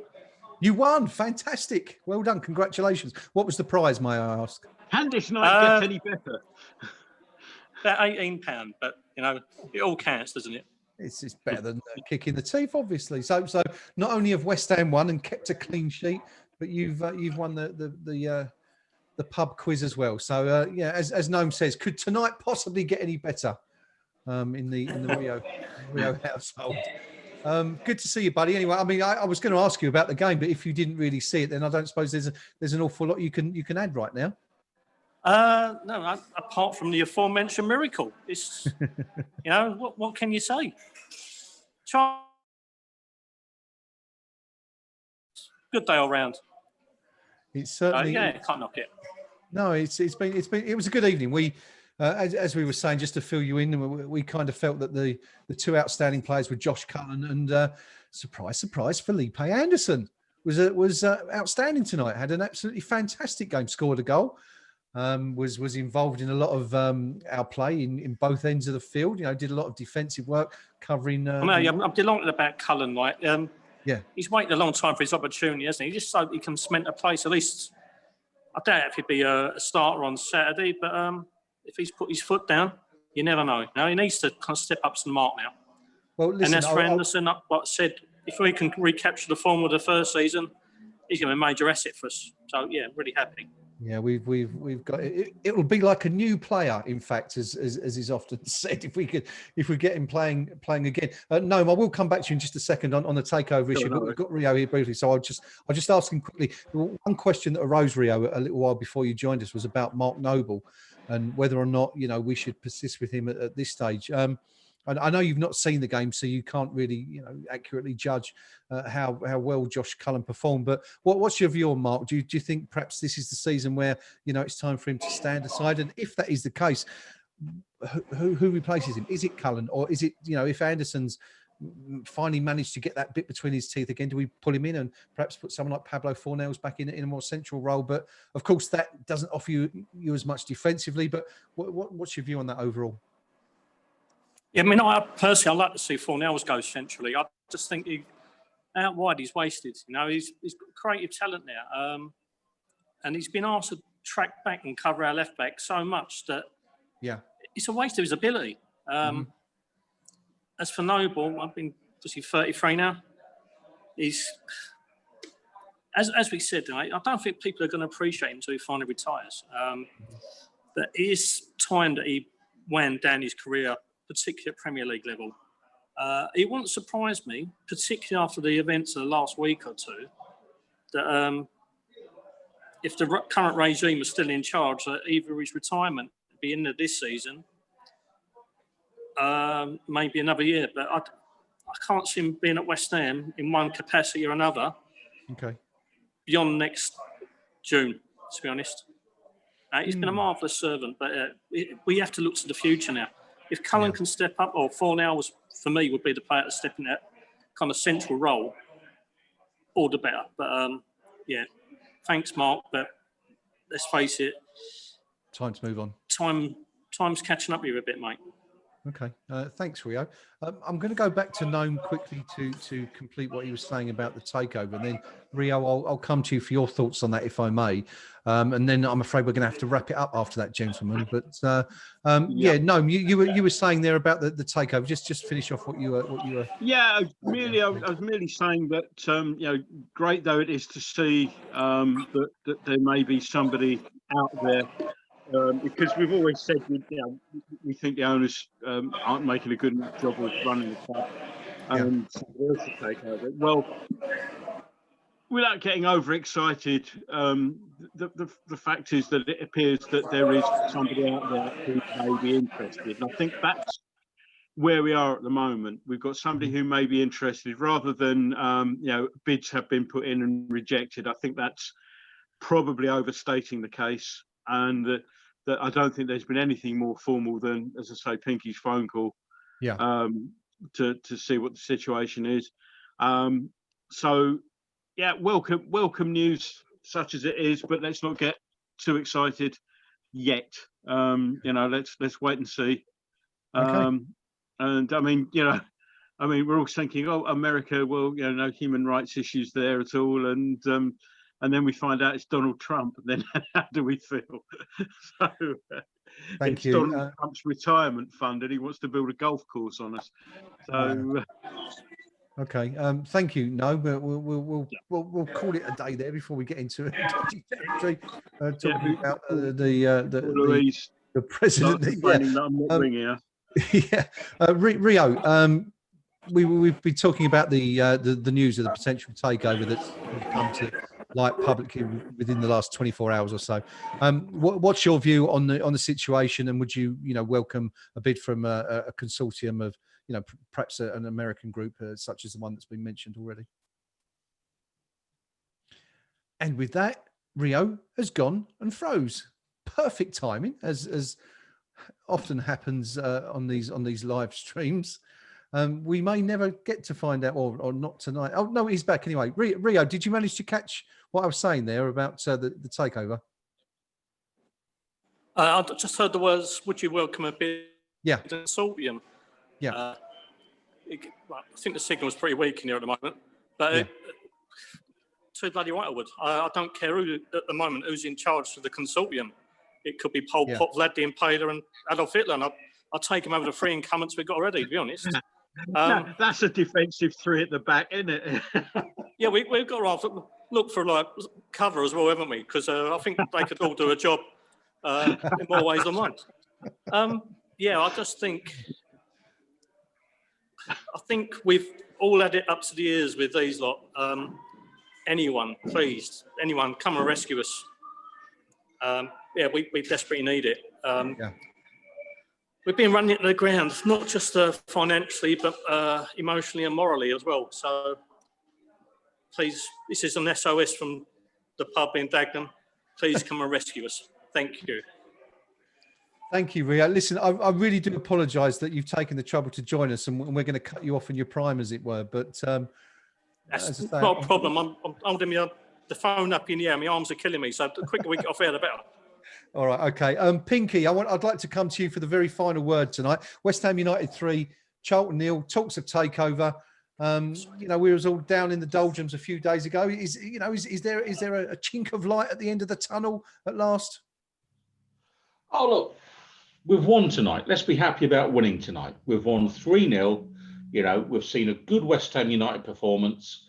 One or two players have shone tonight. They've done very well indeed.